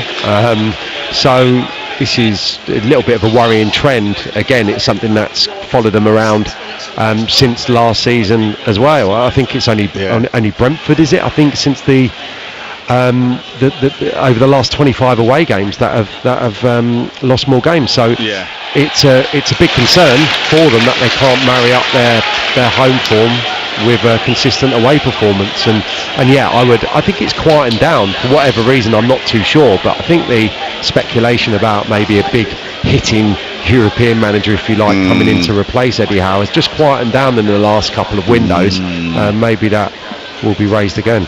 Yeah, maybe, or unless it's an indication of where they are or not going spending-wise. Sam, can you just hang on with us for a little while? I'm going to go to London Stadium, where our third commentary game of the day is going to take place. It's West Ham United against Arsenal. DAB Digital Radio. In less than 20 minutes' time, it's kicking off. Andy Rowley's got the team news for us, Andy.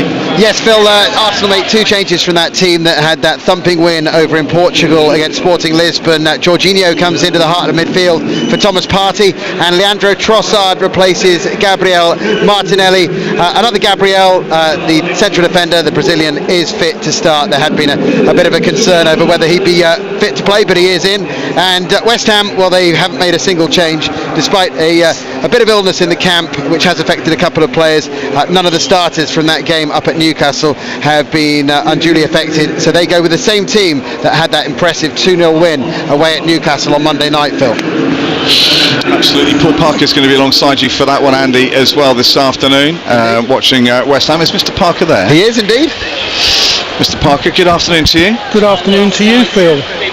Good to have you with us today, or good evening maybe. I suppose it's gone 5 o'clock, isn't it? So I know you've probably had high tea, so we say good evening to you, sir. A few cucumber sandwiches cut into little neat triangles, etc. Arsenal will still be seen as favourites for this one. Yes, without a shadow of a doubt, and I think when I've just chatted to people coming here, how early I was even leaving. There was people leaving just as early to get here, maybe down to a little bit of sunshine they wanted to get here, but even then there was a few who are still a little bit worried, still remembering what happened last season and thinking that there's still a possibility. Yes, they're kind of saying that it was, it was great on Monday night, it was unexpected, but still this issue with playing at the London Stadium and Arsenal is a concern.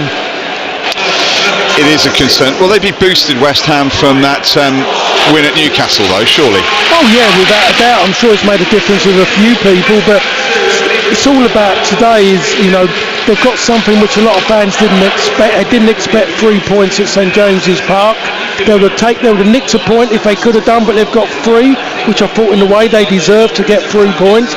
But now they've got to go and compete in the same fashion in the first, this first half. They've got to be in the game. They've got to compete in the game, not sit back and accept, which they done last season against Arsenal. They just accepted it from the start and they paid for it, and they can't allow that to happen again. Arsenal have seemingly rediscovered their mojo since the return from the international break, but they need the win as well. And then obviously Liverpool play Man City tomorrow. I don't know if they'll be maybe hoping for a draw out of that one, possibly, I suppose, but they can't afford to let the gap to Liverpool get any bigger, and if anything they need to reduce it as quickly as possible. Yeah, I mean, I've been seeing what's going on. You know, Arsenal fans are putting everything out there now. They're showing all the games they've played, and they're showing all the games that Liverpool haven't played. So they're saying that Liverpool have got quite a few tough games to play, because Arsenal have done their ones. Well, I think you have to look at it and say that there's always a chance that someone can surprise you in this league. It does happen. We've seen that on a few occasions. We saw it last Monday night. So Arsenal themselves have to do it themselves. They can't depend on others. They have to come here and win and actually prove themselves as contenders, really, because in the few games they have played, especially away from, they've struggled. They haven't done it. They haven't proven themselves. So they need to prove themselves. Otherwise, people will always question them. And given everything, how well they've been sold in the last few seasons, they still haven't won anything yet. Silverware is still important to the Arsenal board, so they want to see silverware with what they've gone and invested in. Yeah, absolutely. They certainly will. I mean, obviously Odegaard was a big miss during that spell when they weren't necessarily doing as well for them. I mean, he is a key player. I mean, people saying Man City are struggling now without Rodri, and the statistics would back that in the past. But also Odegaard to Arsenal, absolutely essential. Well, he is. I mean, even the fact that he's, in the way you're looking at, he's very, very important, because he is actually their key pass maker, their playmaker. He's the one who makes so many opportunities for them. They're so reliant on him, someone in the middle of the park, and without him they were quite bland, to be perfectly honest, and they could only really look to go wide, and teams were just shutting down the wide areas, and they were struggling to create opportunities. Then they were relying, it's like going back to Arsenal with George Graham, they was relying on dead balls to score goals, height and power. And you think yourself, you're talking about a team that's competing to win the Premier League title, and they were trying to do it from dead ball situations. It didn't sound right, it didn't feel right, but a team were trying to contest a league title on the fact of playing off a dead ball. So Odegaard, whatever you want to call him, is very, very important.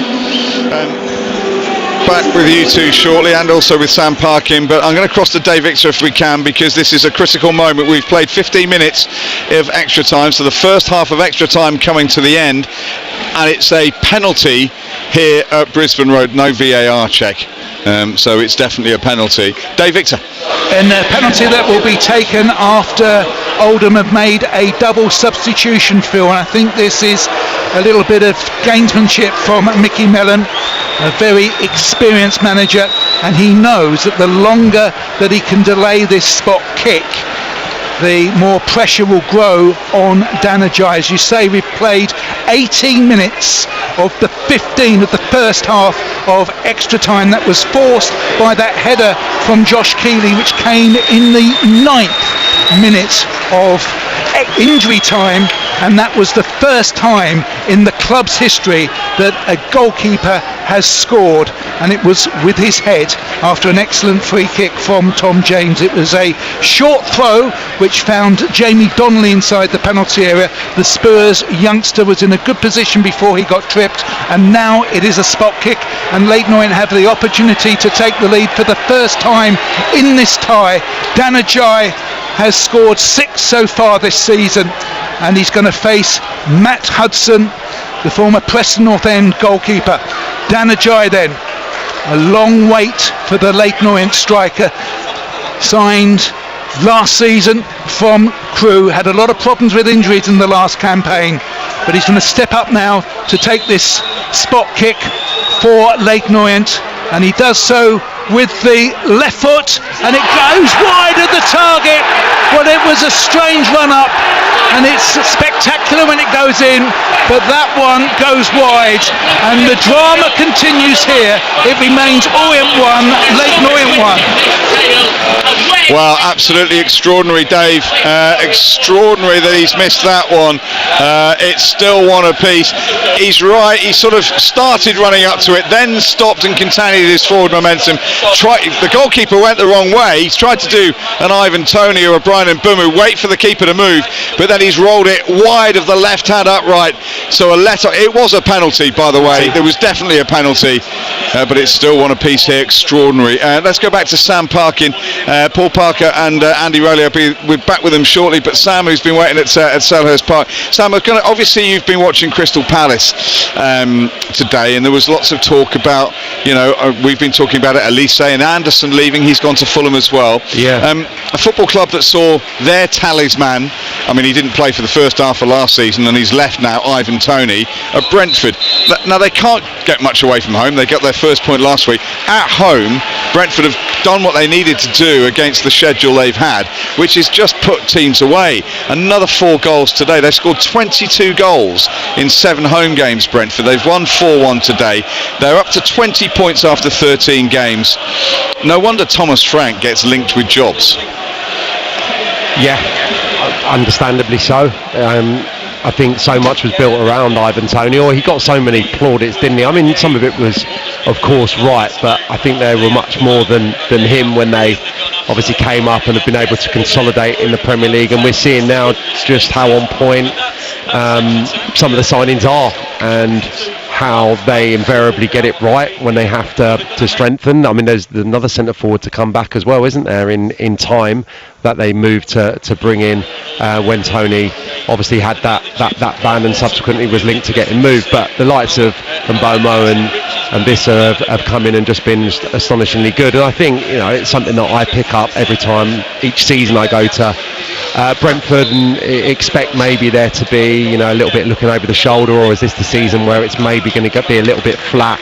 I think they mix up their game and they evolve, and they've changed during the Premier League season, different styles. Sometimes they dominate the ball, other times they're happy to go a little bit more direct, sometimes with the personnel probably latterly a little bit more counter-attacking.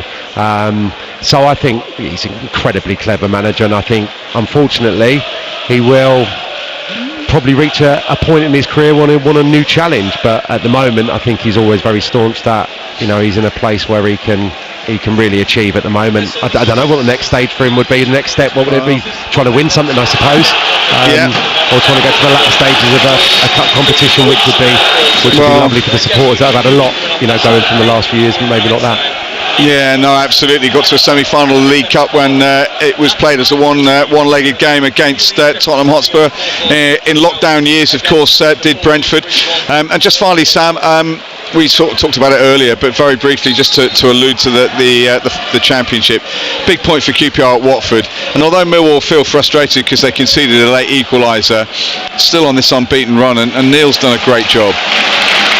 Incredible, yeah. You go into every game now really where Millwall are concerned, and you expect them to get something, which is an incredible position to be in when you think of the worries and the issues, the problems of the last 12 months or so on and off the pitch. Obviously that's been well documented that they've suffered incredible tragedies at the club as well, so I think the summer was very disrupted inevitably, and people had a lot of emotion to try and, I suppose, put to one side when the football got underway, which has been incredibly difficult. Changes in major roles at the club, but Neil has come in and revitalised the squad. I think in terms of tactically been really clever in that they're playing, I think, some better football this year.